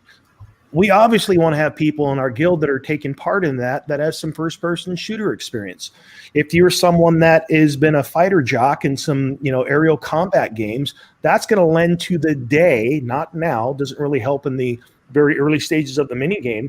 But once we're in the 3D realm where you have a tactile means to be able to fly your ship, that's going to be, obviously you want people that have that either kind of an interest, that's their temperament, that's their focus, that's what they want to do. You kind of want to allow people to do what they're good at. You look for the skills that people have that allow them to excel, and you kind of want to nurture that. We've got other people that are more interested in, put me in a lab. I want to be the research and development guy that's coming up with new technology. Great, let's fuel that. Why have that person out in combat when that's not what they excel at, nor what they're interested in? So I think that that's a big part of building a successful guild, is finding the avenues for people to excel at what they enjoy doing, what brings them joy, and also what they might already have an aptitude for. So I think it's a combination of those things. Go ahead. I was just going to say, even allowing people what they do in their personal life, their professional life, we've even found roles for them within the guild based on their careers. So, Jesse shared he's 20 years or 20 plus years marketing. That helps out a lot. We've got people who are do logistics in their professional life, and they've been able to help out. So it's not just your gaming experience that gets brought to the table at Rome. It's also your professional experience. But you're not required to be a professional to be in Rome, if that makes sense, right? We're going to, some people want to give more, some people want to give less, some people have more experience, some people have less. There's a home for everybody. And if you want to contribute more, we're absolutely going to take you up on the offer, because building a guild the size of Rome and going into something as aspirational as Star Atlas, it takes a complete village. And like Bonafide said in the chat, it takes a family. And that's really kind of the relationship and dynamics that are building in Rome. All right, so we have slide them in, baby. Slide them in. Yeah. So before we get into some of the slides, we're eating up time for sure. Do we want to show those quick? Do we want to show those pictures that we got over the past week and kind of talk about those really quick? Yeah. So this is I'm not sure if we've seen this before, but they posted it in the Discord. Does look really cool. And that's two sets of eyes, right? That's the way I see it. That's what I'm saying. Yeah. Looks like a very powerful alien. Does anyone know the name of this species at all? I don't know off the top of my head. Neither do I. Doesn't have a tail, unless that's not included. Like a tail head thing, like the other ones have. Tail head thing. Is this the same species as a tail head thing, or is this it looks completely different? Species, huh? Yeah. I do wonder though on the last guy. I guess you would consider this the male version of an alien, and Feels that way. right. Yeah, and then what I think about it, female. Right, but I'm thinking. You're just going with the gnome. This could be the female. Yeah. Right. Could be.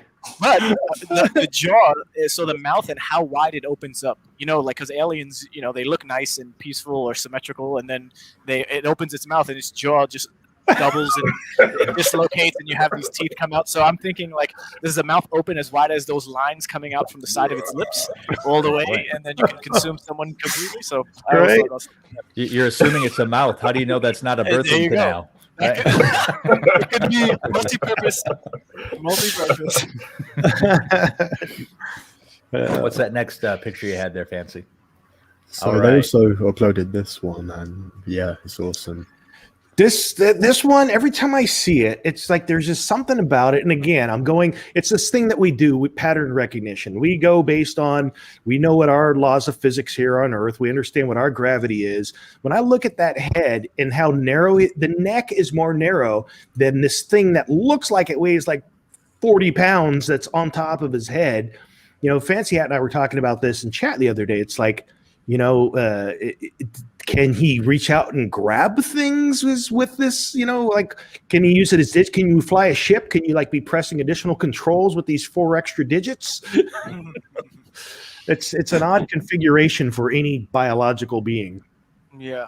It looks like the arms, the torso, the neck, very lengthy, and you can't even really tell where the hips begin. Maybe like on the backside one, you could see maybe like it's behind with its shadows, but the legs seem to be pretty long. It's like where does I don't know. I Well, we wonder don't know how if the tall. legs are long. They might be only legs from the knees True. down. Yeah, those are MC Hammer pants. Right. Yeah. It is interesting, though. I'll be honest with you. Aesthetically, this one doesn't do it for me. However, it is a unique take on aliens. I don't think, short of like Twi'leks from Star Wars, I don't think we've seen the kind of the tentacle head type aliens show up in any big IP. And if it's prehensile, that's a plus. But if it's just hanging there as a decoration, Yeah. How do you sit in a spaceship with that thing? Yeah. That, and does it give you additional function, like you don't need food and water as often? Maybe you could store it like a camel stores water or something, or fat in its hump, You never know. It does look like you'd be able to use a primordial glow jacket on this. Yeah. Good point. We wasn't sure if it'd be able to use on the Ooster because they're just so big. Well, perhaps they are, but yeah, because we do know the spacesuit is for humans only, I believe. Yeah. And I just heard, maybe you guys knew this and I didn't, but I just got a response in one of the chats that the Armstrong suit gives a health benefit. So, I mean, for certain species, what's the point? Why would an AI put on an Armstrong suit for a health benefit? So I'm curious how much of the stuff that we're seeing is going to be faction or race dependent versus, ambiguous for all the different races and classes. Right. Yeah, and they also released this picture as well. They released the terraforming picture last week, and that was really nice. This one seems to be outside, which is quite interesting, and the mountaintops are really steep as well. It shows kids and pets. Right. So is pets something they talked about on the town hall? I haven't been able to listen to it yet. I'm under the impression pets were mentioned somewhere. I heard something about children going around and running around and eventually growing up and then going through the academy process and all that.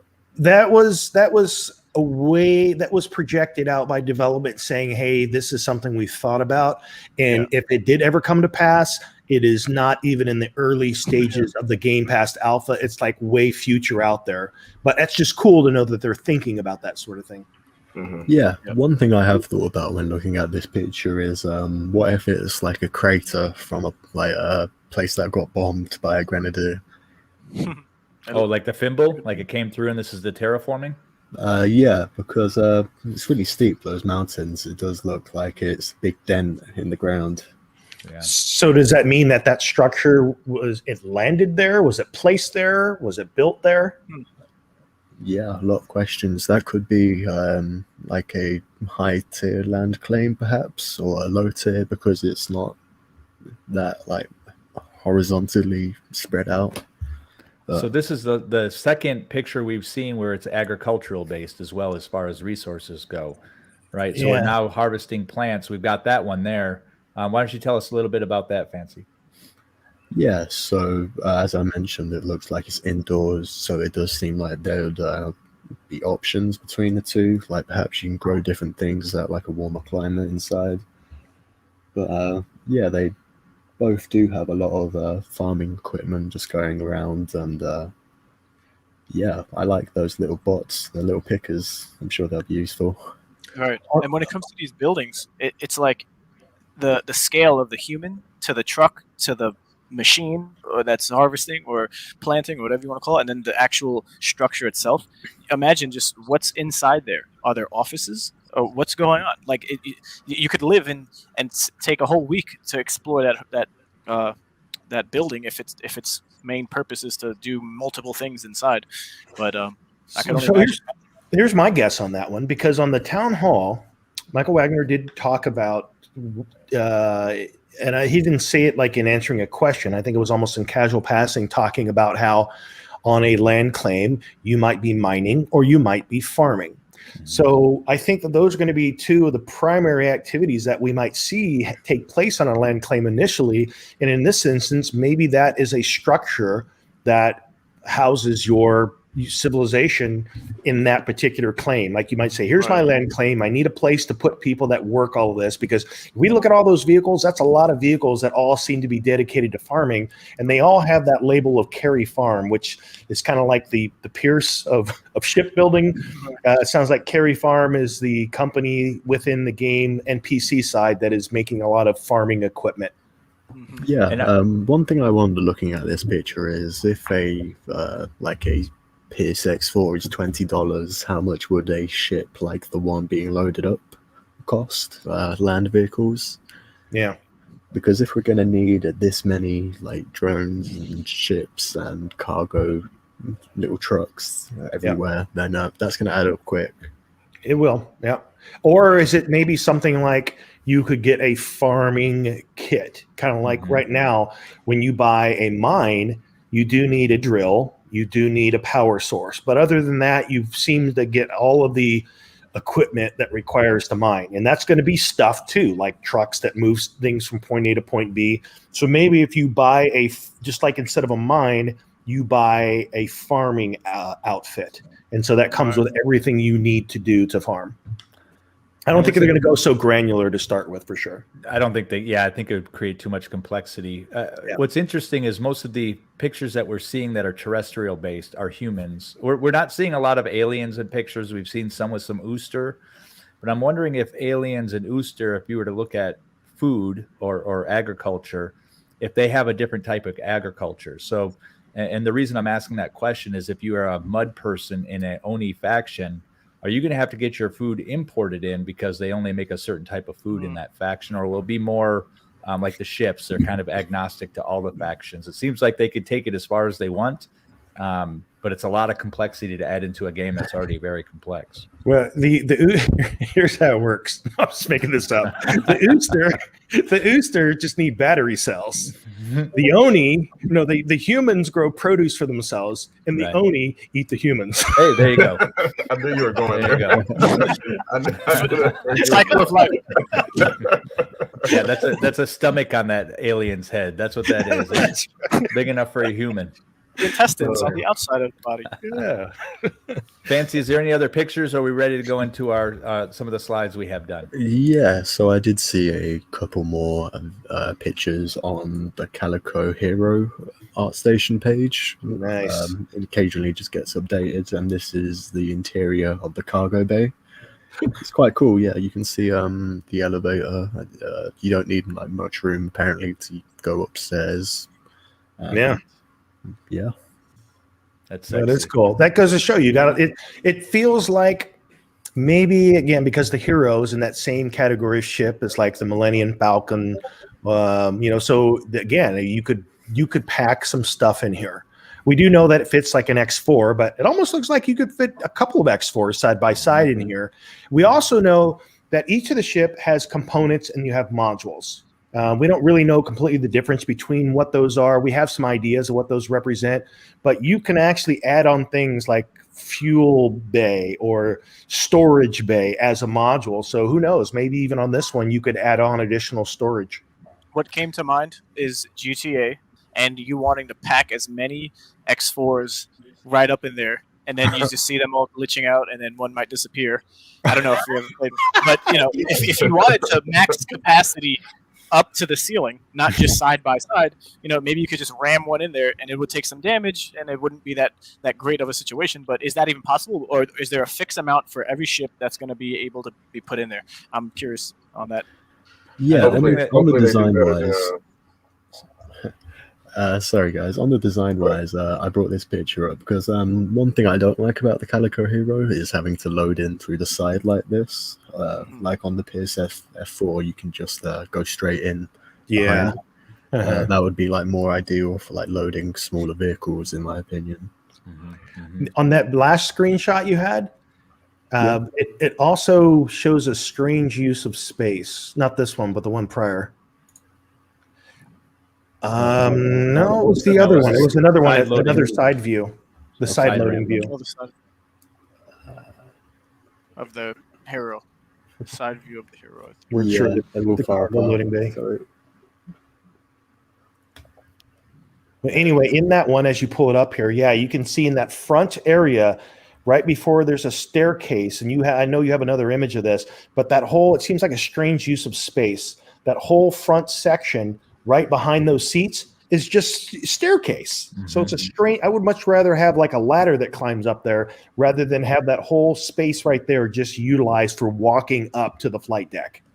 I think the other thing that we're seeing in these ship designs is they're all scaled to human size. And we've seen some Ooster that are pretty big compared to some humans. So can you imagine the big Oosters we've seen using that little elevator to go up to the second story there?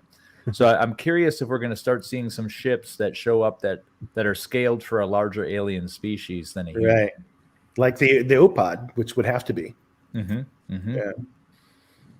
Yeah, so this is the view from the cockpit, and you can see the staircase and what Whitaker's was talking about, how there is quite a lot of room wasted. Yeah. I would much rather. Yeah, I'd rather have like a little ladder that you climb the flight deck. That way that could be used for additional storage space there rather than just being a staircase. That was a strange design choice. Yeah, it's more for cosmetics. Yeah. Right. The photo on the left is helicopter view, so you're looking down at both chairs that you would, and then walk down the stairs behind. And from this angle, it doesn't look like it takes up that much space. Like I guess you could have always made a ladder and maybe fit one more 4X, X4 in the back. But we'll see. Well, on the topic of picking it apart, it seems to me like a ship that is as big as the Calico would also have more than a crew of 2. All right, all we're seeing is a front end or front facing crew of 2, and we've seen smaller ships with more seats up front. And I get there might be some crew in other pieces of the ship, but it seems like they could do more here as well with the space. Interesting. Yeah. Like, what do you imagine? Like maybe these are also things that if you add on a module, like something that's like a gunner bay or something like that, then that becomes a space for another crew member. Right. Good point. This might be the base configuration of a the bridge, if you will, and that maybe a different component would change what it looks like on the inside. Yeah. That's my understanding, that those crew numbers are just minimums, right? So you could have a lot more people actually working on the ship. But I sense that the Calico line is already coming pretty stacked. So as where a lot of other ships may be base models, the fact that they call these multi-roles kind of lends towards the idea that it's going to come with most of the things you need, even though it's got a few slots. For example, if you look at the slot components on the Guardian, there's not that many. And the reason I don't think that there's that many for the size of the ship is because it already comes with so many things. Right. Mm-hmm. Right. But we'll see. That's going to be a big reveal at some point when we understand what the loadouts are stock on the ships. Yeah. Yeah. All right. Well, Jesse took the time to put together some slides and kind of talk about the game and bring us along where we're at. Jesse, do you want to kind of, you've got the slides up on your side there, I think. Yeah, sure. And I created a bunch, and we won't have time to go through all of these. But if we don't, I think they're good talking points in the future. The point of this is for those of you who have been with us the whole ride, meaning you're kind of like one of the OGs now in Star Atlas, going back to the posters. So there's been a few things that have happened since then. And the first phase beyond the posters was called the GAO, the Galactic Asset Offering. And that's a stage we're still in right now. That's the stage where the initial ship offering has taken place. Not all of the ships. I think we've maybe seen about half of the ships, maybe less. We'll be able to see some of those in a moment. And then the next phase we're about to move into. And we've been in this holding pattern for this stage coming up for quite some time. And so we're all a little bit anxious, and that's the browser minigame. The idea of the browser minigame from the high-level perspective of the company is to make it so that those of us who have participated in helping to raise the funds for the company through this Galactic Asset Offering now have the ability for the first time to begin seeing some returns. And so that's going to be in a mini game within the browser long before the 3D game has been fully developed or released or playable. And I did see a comment earlier, someone asking about VR. And yes, absolutely. There's going to come a point in time where VR will absolutely be a part of the game experience as it rolls out and it's developed. But for now, it's going to be a browser minigame, probably best represented in what we find in O-Game now. where you're sent out on missions. You click a button, it goes out, your ship does what it needs to do, it comes back at some point with timers, and you're rewarded in Atlas. The other aspect of that mini game is going to be that we will be able to stake some polis in the master DAO, which is the governing body that sits outside of the game. There won't be any in-game governance at that initial phase. So that's what's next. And so people keep asking, when game, when game? We've been told that they're shooting again for a couple weeks. And then honestly, it's been a couple weeks for about 2 months, but that's the nature of software development. We're sure that they're putting on the finishing touches, polishing the chrome, doing all the things to make it so that it's a good playable experience that isn't interrupted by things that they overlooked. So I appreciate them taking the time to get it right before they introduce that. Once the browser game has been released, then we'll start to go in a phase where they're going to show the shipyard. The shipyard is going to be an opportunity for us to take a look at the different modules and components that we want to stack to deck our ship out in. And without going too much into that, we do have the opportunity to talk about these as we go through them, but I just wanted to show the phases. Then we enter the final pre-sale at beta, and then there will be ongoing sales from Star Atlas. So these are the phases that have been outlined within the Star Atlas white paper. And it's fascinating. Reading the white paper again today, I've been through it many times. It's amazing how on point they are sticking to so much of this idea that they fleshed out before they even release the white paper, because while there will be things that change, there's a lot that sticks to it as it has been. So let me go here. So this Galactic asset offering. So guys, I mean, we're at the point now where we've seen essentially two kind of phases of ship sales. And then now they're open traded on the market, and we've seen the markets go up and down. We just saw even Polis, since the tokens have been released, those Polis went up to $10, dropped back down to about $7.50, $7.40 right now. And it goes to show you how much of any market, be it stocks, be it crypto, is news-based and emotion-based. So we've just saw a 25% flex in the price there, just based on the fact from the time that they opened up signups. So with the initial phase there of ships, what are you guys thinking about the initial ship release that's been out? I think, we've taken a delay. We've kind of slowed down a little bit. I think the ships that they've released so far are great ships. I think the thing that I wish they had done differently is we've gone into other ships sooner, because right now everyone's rebuilding, and this is selfish, but right now everybody's rebuilding their bags. And some of the ships that I want, because I was hoping people had spent all their cash on the ships that they wanted, the ships that I want that haven't sold yet are now going to have more competition. So the selfishly, I wish they would have gone more sooner. However, I think everything we've seen so far is fantastic. We've got great ships individually between us. Within the guild, we've got some great ships. So far, so good. Yeah, the small ship I'm most interested in at the moment is the Tooth of Feast. There has been a lot of conversation about the Rainbow Chi. But I know nothing about the Tooth of Feast yet. Small fighter. So those are two brands that we have not even seen yet. I don't even think we know who builds them. Tufa and Rainbow. Rainbow obviously looks very ONI alien-ish, I guess, but I guess it could potentially even be Ooster.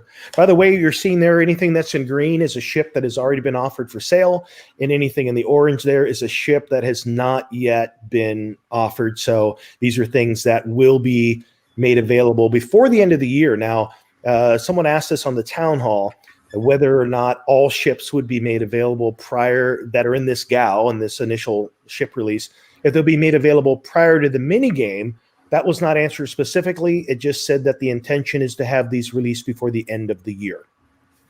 Yeah, one thing I want to see is how they're going to specialize each style of ship. So, for example, there's 4, 5, 6 fighters on this small list already. Like, how are they going to distinguish between things of the same size and rarity? So, like the Rainbow and the Tufa, or the Pierce X6 and the Bios. Yeah, they're going to be in direct competition with each other and what's been released already. Yeah, I don't see how they. Sorry, Jesse. I don't see how they release all these ships before the mini game. And honestly, I think if they waited to release all these ships before they did the mini game, there'd be a lot of unhappy people within the community. Well, I don't think that they need to, because here's an interesting thing. Like, there's some ships, for example, like the racers. So, which there's two. There's the Opal Jet and there's the Jet. Those two, I don't even know if there will be any minigame practical application for those. Maybe they'll figure out a way to put them in, but that's a strange one, because racing, you normally think of racing as being a kind of a tactile sport where it's going to depend on someone's skills somehow.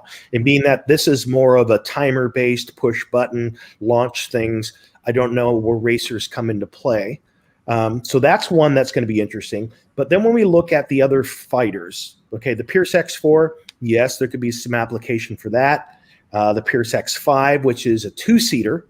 So that's the first one, I guess, being that one, if it's, I don't know, is that one eligible? Yeah, I guess it would be for the pilot's license if anyone has a Pierce X5.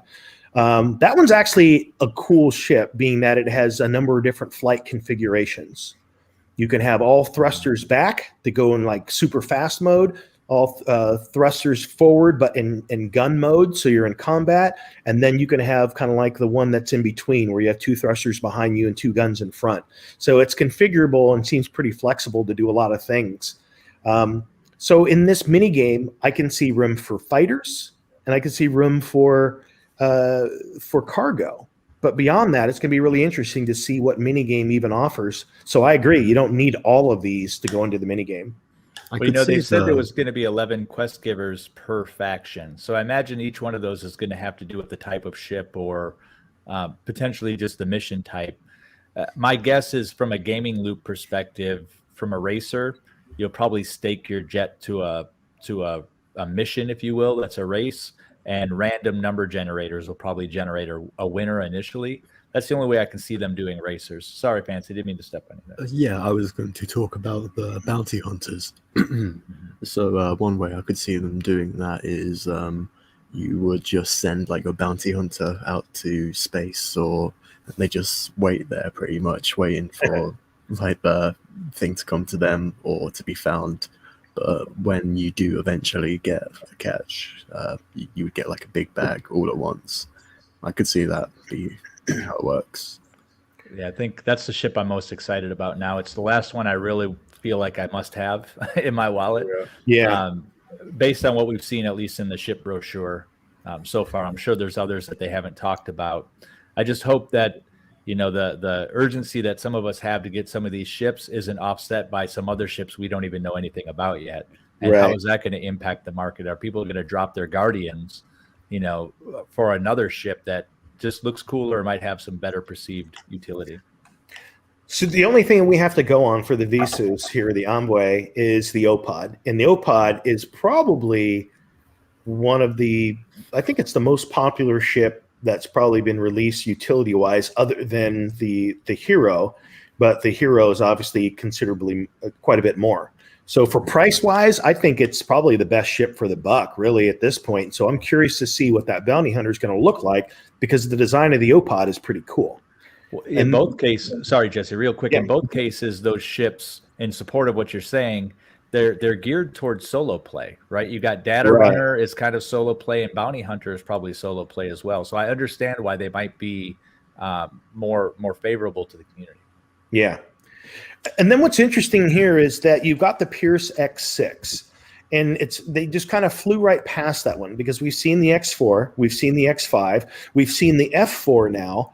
We know what there's a C9, there's a C11. Is there a C9? Did I see that? Make that? Yeah, C9, C11. But they passed right by the X6, which is going to be a small fighter. So it's going to be curious to see what that looks like. Based on the other designs, it's going to have some jagged edges and be somewhat boxy.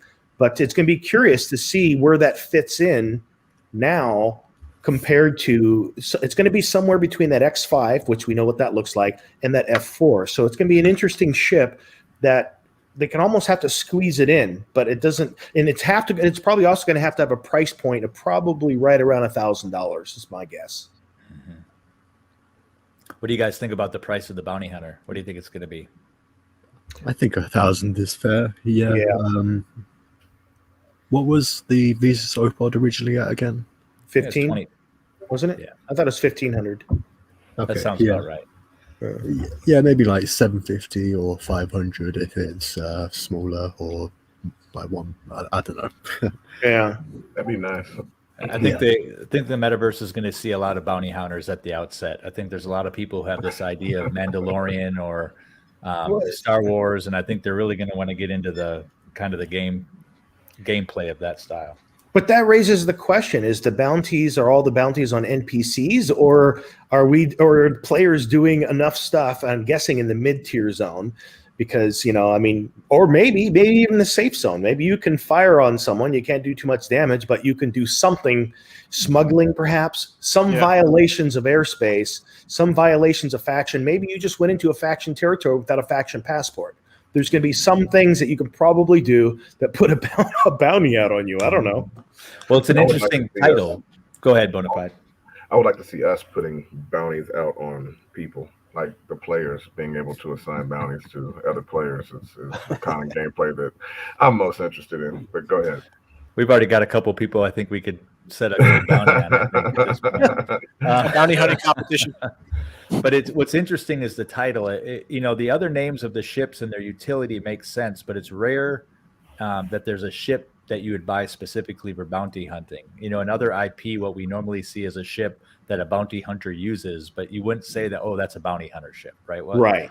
So what's gonna distinguish a bounty hunter ship is what I'm curious about. Yeah. The other ship on here that's kind of a strange one that we don't know enough about what it's going to be, the Fimble, the Bios Erp. And the reason that's an unusual one is that the Fimble model of ship just seems to be like a tank. Like you could just imagine them all running on diesel. Like we've seen that big old cargo hauler, that the freight hauler one, and then we've seen the bomber.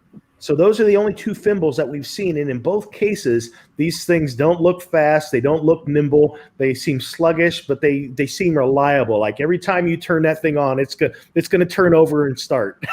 Yeah, tin can with the jet engine is really what they look like, right? Yeah. The Tufa's an unknown. The Rainbow, we kind of have some pictures of, but I don't think we've seen any pictures of the Tufa, unless maybe that last ship that we saw within Foundation, the one that kind of looked like a jet ski. Maybe that's the Fimble. Could be. We did see some alpha of the OPOD jet as well, and kind of how it moves, which is really interesting to see. I'm glad they're starting to share some leaks in that Foundation room of kind of the mechanics of how things work. They're not just showing pictures; they're showing the movement within the asset itself. Right. Any other thoughts on small ships here? I'm good. All right. Well, that brings us to the next model. By the way, we'll probably only get through ships here, but it's kind of interesting looking to see where we're at now versus where we're going and where we've already come from. But if we look at the medium ships, there's been more medium ships sold than any other category here. There's only 3 ships on this list that we have not seen yet. Again, we've talked about the OPOD earlier, which is the ship that kind of gives us an idea of what the bounty hunter ship might look like based on it's that ship builder. The Calico Evac, that'll be an interesting one simply because it again is very specific in what it does, and we have seen the other Calico ships, the Hero and the Guardian. We haven't seen any Rainbow ships, so the Ohm, which is going to be a new freight ship. It'll be the second. It's the second freight ship that's been offered.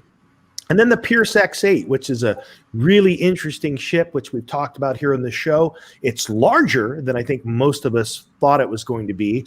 And it seems to have a lot of different configurations for fueling, repair, and a little command center on top that can spin around in multiple directions. But all those other ships there, the F4, the Packlight, the Hero, the Grenadier in the last sale, and the Threpa, the Ogrica, those have all been on sale so far. You guys have any favorites here, or are you looking forward to any of the stuff that's not been put out yet? I'm interested in what the Calico Evac is going to be. It's an uncommon, so I think it might be cheaper if we're going from the top to bottom. And but its use case, what other ships are rescue as far as the asset info. So I think these will be commonplace as far as medium ships, but I'm just curious to see at what point are these going to be needed in mass, if at all. Like if you got into a battle, you just need these on the sidelines ready to go to just pick up the pods that your crew members are in, and then safely get them back before someone else picks them up. Like, is it automated? If it's a ship, then someone has to man these ships. Are there going to be fleets of just calico evacs? I'm not sure. And if it's a medium, it's going to be similar size to the O-Pod. So we have an idea what size it's going to be. But my biggest question about the rescue ship is what makes a rescue ship different from any other ship that says, hey, I'm going to go rescue people. Maybe because it is designated as a rescue ship, like the Red Cross has got a big cross on it. Maybe it can enter deep space with some buffs so that maybe it's kind of like off limits for attacking. Maybe it's kind of like that neutral party where it's, hey, look, we're just out here for rescue. My guess would be is it would have a module component for like a medical room or doctors, whatever, and just a place to transport people. That's it. Yeah. Interesting idea there, Jesse, because we actually do that in the real world. I don't know if you guys know about the hospital ships that the Navy has. They have two, one on the West Coast, one on the East Coast, these big white ships with the Red Cross on them. And they have no armaments, no defense capabilities whatsoever. They're all about rescuing, and they're just basically big, huge floating hospitals. Mm-hmm. And we don't even know if that rescue is NPC based, but there might be a ship component as well, right? Maybe they can rescue X5s and repair them and put them back into battle. It could be more than just the races. Well, that's what I'm interested about in as far as that Pierce R8, right? Because that's going to be basically the wrecker ship, right? Where you go in and you have these big catastrophes out there, and you go in there and you salvage whatever, right? Repair what you can. And refueling, as a service. There's going to be some folks out there that get through a half a mission, or and they didn't have enough fuel to get where they were going or to get back, and you're going to have to call on a refueler. Or that's just your role in a guild. That's what you want to do. You want to be out supporting your fleets by making sure that you're doing the repair and refuel on them. I think the interesting thing is we know that we know what price point the Thripid came out at, and what was it, around 8,900? Is that right? Right? Yeah, I think it was. Yeah. And then we had the Pierce 8 R8 above that as an epic, which is a lower level ship than a legendary, right? So I'm curious where it's going to come in from a price point. Is the Thripid going to be the highest priced ship in that class at this point? Well, if we compare it to another epic that's also large, that was the Thimble, which wasn't that around 8? Yep. Yeah. I've got it up on my screen now. The Ogrica Thripid is 8,170. So I would say 75, probably 8, somewhere in there. Yeah. Yeah. I reckon the PSR rate is the highest, without a doubt. Yeah. Same here. We have seen pictures of it, though, haven't we? We've seen the pictures of that, and we've also seen the pictures of another Pierce that looks like a manta ray. And I'm not sure if it's a capital ship or something larger, but there is a Pierce variant out there that looks very wide-winged. Interesting. I don't recall seeing that one. Yeah, I think it's on our Discord. But if you have all of the medium and large ships at your disposal, you're set to go. So that's a nice little fleet there. Covers all your bases. That brings us to only one of the capitals have been made available, which does leave that Pierce C9. It leaves another Thimble, which is going to be even a bigger version of that thing that kind of looks like it might. You could almost mistake that Thimble for some farming equipment.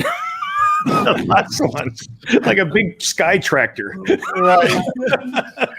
But then again, though, it's like the Greenpeace bomber. It's going around planting trees, reclaiming land from the destruction of the mining operations and terraforming it back into something natural. It says natural, but what does that mean? If you're on Mars, natural just means you're just sending it back to its dirt red landscape. Right.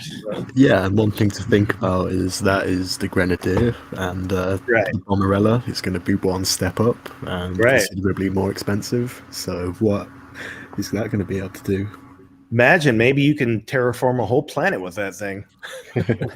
That'd be cool. Jesse, that ship that I was just talking about is actually the Pierce C9. Do you mind if I bring that up really quick? Yeah, please do. Yeah. Oh, wow. Okay. Right. So I've never seen this picture. Look at that thing. Yeah, it's we only really had one interesting. angle of the ship. This seems to be the above helicopter-ish type of view. Wow. So what are we seeing there? We see, it's got that kind of manta ray look. It's got that unique feature on the top side. To me, that looks like that would hold another ship. We've seen those, what they called submarines or high-end escape pods. I'm not sure what sits in there, or if that's a sensor of some sort. You can see if you zoom in, I don't know if we can do it here, but each wing really looks like a bay for different ships also. Right. Yeah, so this is also labeled as the C9. Oh, interesting. That's a different configuration then. Yeah. Huh. Wow.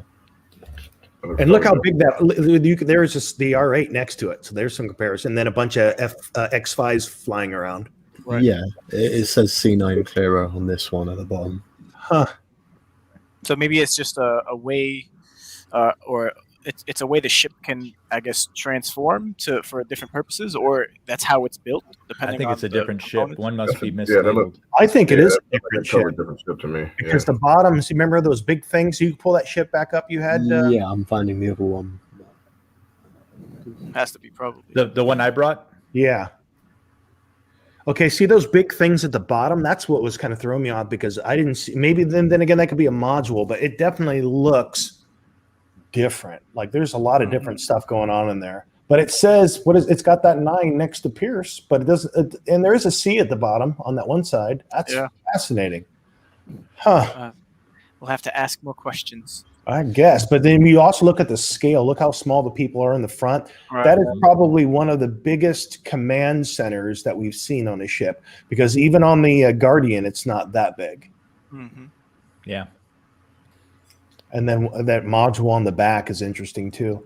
And it the looks size like, oh, and Sorry. this is, okay. So now when we look at the butterfly wing version up top, we're looking at a side view. I was looking at that almost as if it was a front facing view. Oh, Right. That wing. Interesting. Do we know the meterage, the size of this in meters compared to, I guess, a Calico? It's not been released on all of them. No, it's if they have it listed as a capital ship, if it was comparable, then in the 300 meter range.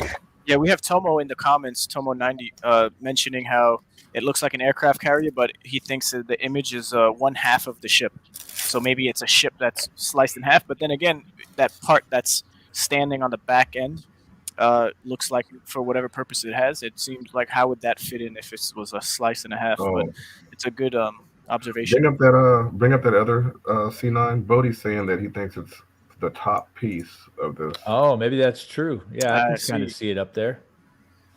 Yeah, It even has that thing on the top.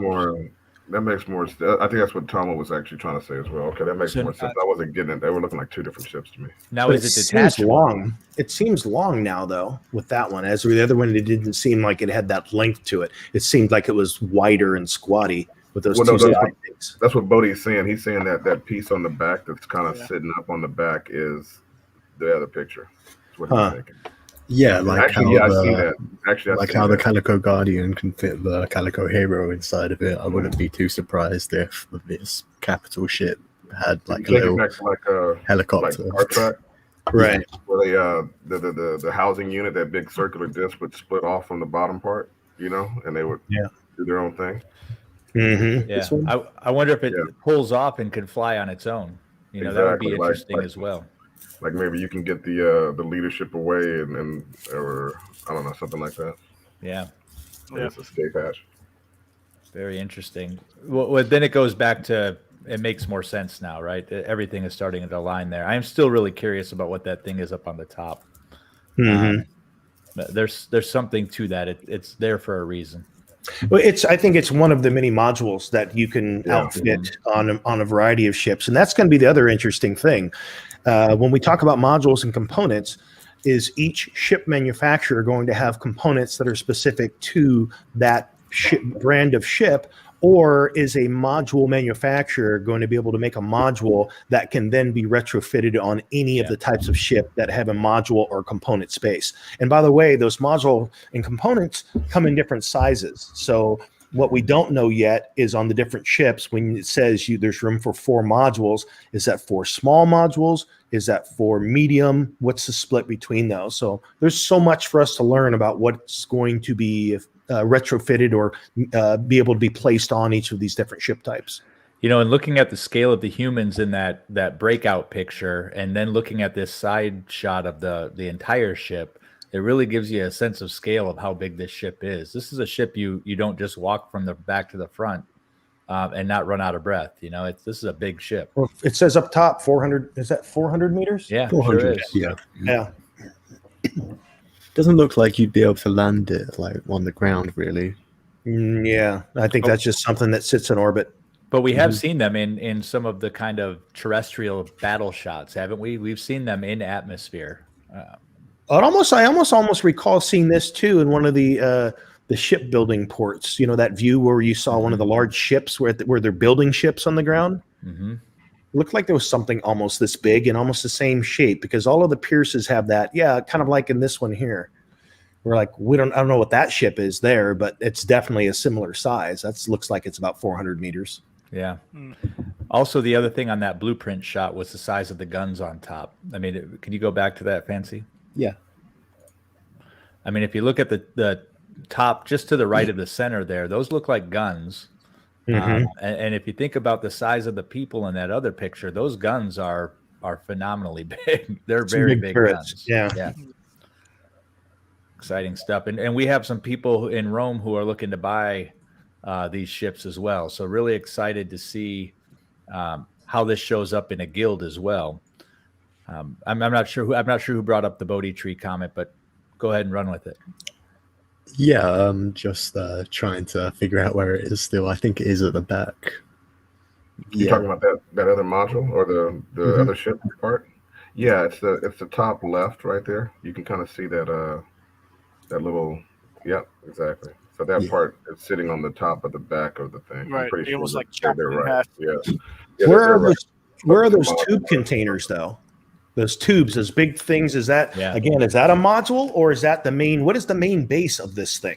Because I don't see those on there. That's kind of the piece that I'm not really seeing where those add up. Yeah. They'd be hidden though if they were, just the way they come together, right? It'd be like buried inside it. Mm-hmm. Very interesting. Why don't we jump back to the large ships, Jesse, and we can. Yeah. Cool. So yeah, I mean, we've essentially now where are we at? Here we go. Oh, did we? Oh yeah. You got to pull that one off the screen. There we go. So we've got this Agrica too. We've seen one Agrica, the Threpid, so far. Now we have this Jod Asteris, which is going to be a capital transport, which is interesting because it's really the only one that's labeled specifically as a transport. So is its sole role when we say transport, which is different than freighter? What are we transporting? When you think of transport, that generally means people. We saw one photo where it showed soldiers getting onto, I believe it was the F4. Mm-hmm. So are there going to be instances where you're transporting soldiers for ground combat? Are you transporting, why are you transporting people? What's the reason for the ship? Or if you set up a tier 5 mine, do you have to transport all the crew to come set it up? I mean, I think there's a lot of things they could do with it. And I'm wondering if in that picture that we just saw recently that Fancy brought up with that real long oblong ship, it looks very similar to other transport ships we've seen in other, space games, right? Not a lot of armament, just something big, long. I know that there's one particular person out in the metaverse right now that's working on some sort of, spaceship idea that is for concerts. And I know that Wagner has talked about transporting people from event to event as well. So it was Kagijan that mentioned that, talking about being a taxi service. Yeah. Yeah, I mean, if you want to spend 25 grand on a taxi, all the more power to you. But I'm sure somebody in the metaverse would love to do that as their job. Yeah, if you're gonna get paid for something, there's gonna be someone doing it. Yeah. So all right, that capital As far as ships, the yeah, jobs are in concerned. the 25 to 30 range, we still have 3 of those ships that we're going to see here at some point, including that larger bomber, the C9 and the Jod Astros. So that brings us to the commander ships, which we haven't seen any yet. I know we've got a lot of folks within Rome that have their sights set on that C11. It'd be interesting. Again, there's another Fimble, man. It's like this. I can only imagine this thing is just going to be the most behemoth, massive anomaly, which is listed at in rarity, of this tank that is going around and planting trees.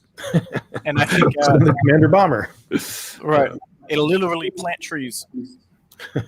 Well, that's it. Yeah, I mean, that's Straight up. interesting. Is that in the name? Tree arrow implies that there's going to be some sort of terraforming there, in my opinion.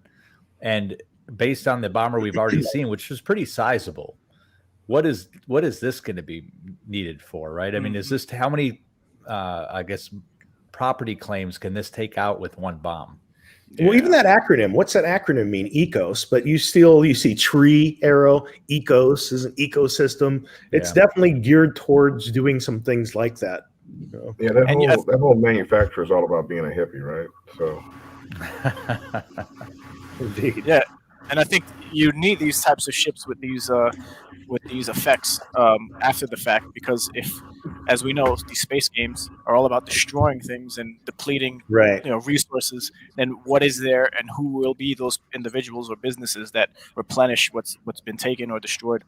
That's a very important piece to keep the whole ecosystem healthy. Wasn't that a Star Trek concept or a movie where it was about terraforming a planet with the bomb?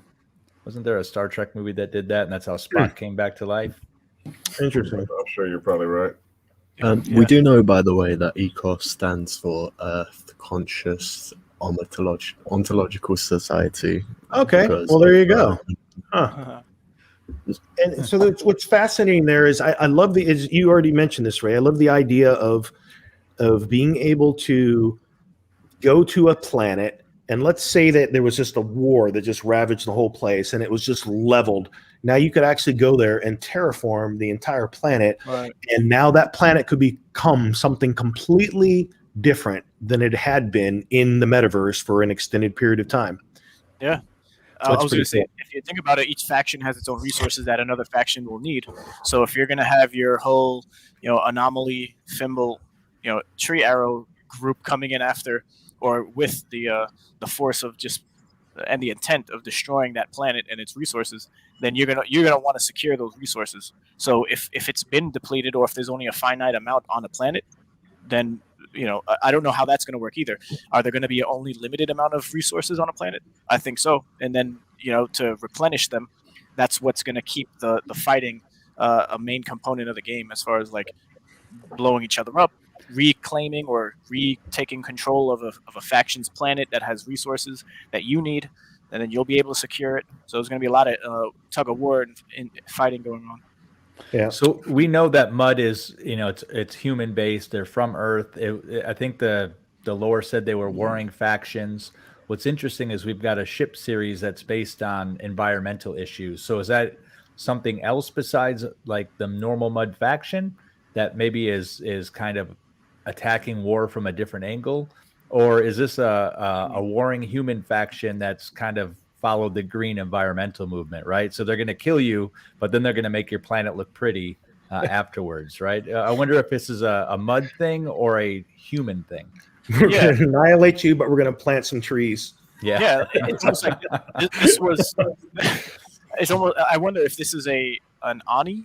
I wouldn't, or an Uster type of ship, because we know the Pierce is human, but it would be interesting to know if the aliens have gotten over that the point, I guess, from living so many years, hundreds of years, that fighting isn't the way, and then they built these ships, or it's an AI ship that was created because they know what organic matter or humans and aliens are like destructive. I'm thinking Ooster. And the reason I'm thinking Ooster is the things that we've learned about lore from them thus far is that they are a very spiritual based race. They are striving to understand themselves and the place in the universe. You see how they're like trying to feel more alive. They're even into fashion. I could definitely see Ooster being the ones that created this ship. Well, I think it's mud because it's called, again, the Earth Conscious Ontological Society. So there's also the word conscious in there. So I guess that goes towards Ooster, maybe. Yeah. I love this comment by Tomo. Nobody's thinking Ooster. Yeah. We'll see.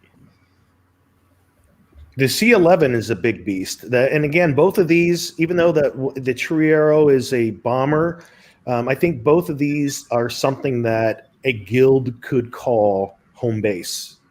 I think that, even if they didn't have a space station somewhere, you could literally house a large group of people on this. Well, that's what they're saying here, is that it's the size of a small space station. So, and if you think about like the last class of ships, you're talking that 300-meter range. That's the size of a naval aircraft carrier, which are basically cities.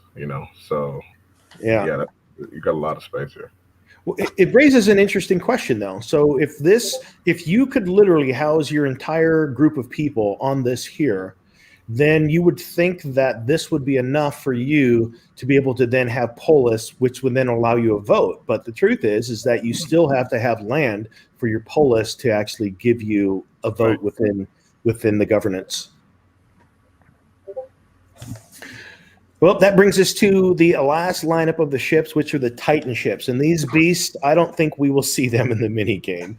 I don't even think we will see them in the early stages, unless what they do is if they do a similar rollout, kind of how Gala did with bringing on some partners that grab citadels. Because this is essentially the moving citadel of within Star Atlas. These things are full-on cities that are just massive in size. Do we even know what was the size in this? Are these the ones that are 1,000 meters? Are they 5,000 meters? How big are these things?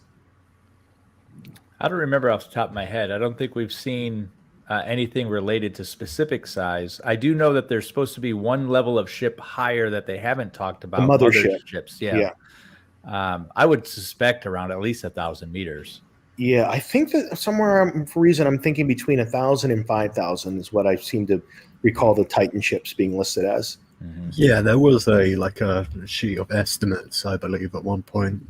Yeah. And so here's another question. So between this one and on the last one that we saw here, where there's one thing here listed as anomaly, everything else is legendary. Then we get to anomaly, and then all of these are anomaly. So if we can use this as a point of reference here, there were 224-ish guardians. Okay, so if that's kind of the number point for a legendary, roughly 220, 250 maybe. And then we look here to the anomaly. What do we think? As an anomaly, is there 10 ships? Seems appropriate based on what we've seen so far. Yeah. Are any of these, real quick, are any of these ships that were released as part of the Rebirth event? Was the Pierce C-11 a Rebirth ship? I don't think so. Okay. No. Yeah. The highest was a Calico Guardian. Got it.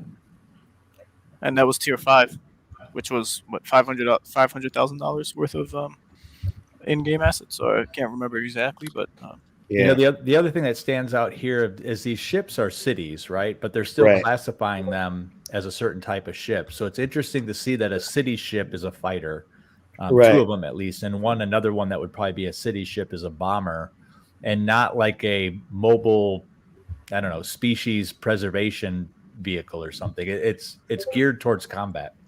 Man, if the Super Phoenix is a bomber, that thing I can just see it. It's like the Death Star. It can decimate a planet, But at the same time, maybe with that one punch, it also terraforms an entire planet. Super Phoenix is a cool name. At this size, they would all be multi-role. Like when you're talking this big, I mean, they all obviously going to be able to do everything at this point, right? And then comes in the tree arrow, to replenish everything that was just destroyed, half of the planet, with one of these, and that's why I'm guessing it's an anomaly, because it's going to have to do a lot of the opposite of what these are going to be able to do, which is destruction. Well, I think These that are- Thimble is probably a terraforming one as well. Yeah, I would think so. Yeah. Okay. The one that really stands out, I guess, is that Busan, The Last Stand. But what's interesting is they call it a Mark 8. So that would suggest that there was at least 7 before them. But yet we don't, there's no lore or history on that. But maybe there will be at some point. That could be a whole series of ships we just haven't seen as part of the GAO yet. Yeah. Fascinating. Yeah, he's going to be game-changing beast. Again, the hint drops that we've heard is that these will all go to auction, but I guess the starting bid for these will probably be somewhere in the neighborhood of 5 million. Well, they do well to do it while the market's hot. We're in this bull market right now, and that's the time when people are spending money like crazy. If they wait until a down market to sell this, they may not get as much because there won't be as much free capital flying around. Yeah, but I also think that they're waiting for DAX, because these are going to be the kind of things that it's not going to be an individual that purchases it unless it's a partner of theirs, kind of like the Citadels and Gala. I think this is going to be a thing where also maybe it's going to be later. I don't even think you don't need something like this in early game. You just don't. Yeah. And if someone did have this in early game, then you just created a lopsided game, because this is the biggest swinging, thing cruising around deep space that's just saying, get out of my way. Yeah, that's actually where I was about to go with it, Jesse, because you correct me if I'm wrong, but I think in EVE history, right, it took them a couple of years before they started getting to these size of ships. But because this is the crypto space, I could actually see somebody ponying up this kind of money if they have them available right away. Somebody might just show up with one of these right in the beginning, right? So it's an interesting dynamic. Absolutely. And talking about the money that's going to be able to purchase these ships, there's going to be a lot of VCs, like Wagner already alluded to, for guilds specifically. And if I was a VC, I would want to know that there's a guild that's capable, responsible, professional enough to handle such a massive ship that's going to require so many hundreds of people. Literally, there you go. So Rome is where I see, compared to other places, DAC or no DAC. I stress that point because a lot of people coming in, all of these guilds are promoting their DACs. You go to Reddit, you go to Twitter, and we have this DAO, and come join us, and it's the DAC. The DAC is like the face of their brand, almost. And then once you get there, you learn pretty fast as you do your own research. But going back to the VC situation, the amount of money, or we can guess or speculate right now if you want to, as a fun game, to see what companies, like maybe Animoca Games, or like a YGG, right?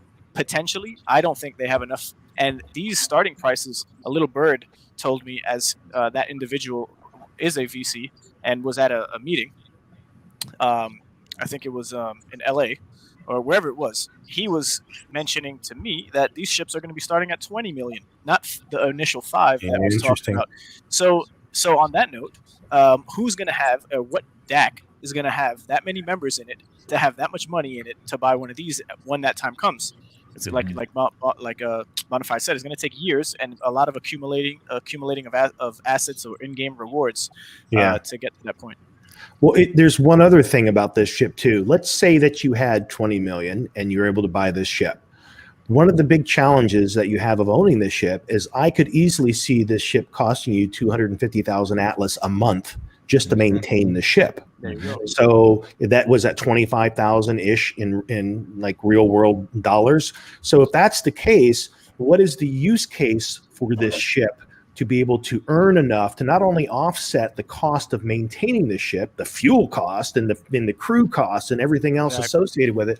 It has to have some. It almost needs to be like you need to have a guild where you already have R&D that can move on there. You already have all these money making opportunities that you can then put onto this asset to further leverage it. But just to start off, that's like jumping onto one of the largest cruise ships out there for personal use. It doesn't really make a whole lot of sense. It would be really awesome if you could only buy these ships using accrued in-game assets. So let's say you had to actually accrue the Atlas to buy these ships, and that would ensure that it's people playing the game who understand the game, and this would give something like an end game guild to something to work towards using accrued in-game assets.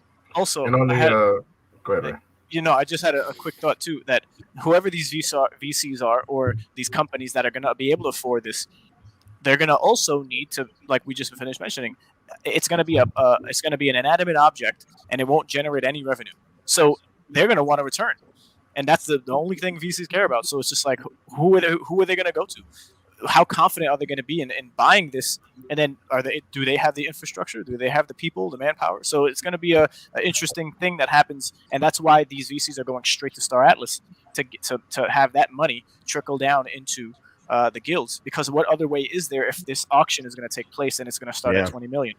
And then on the flip side, don't expect any guild, I don't care how much is in their DAO, to buy any one of these Titan ships, even when the auction comes out. And last but not least, the potential of building these in the game, like Banjo was just saying, manufacturing these ships, how long is that going to take? What type of demand and resources and manpower is it going to take to like even Dyson spheres, right?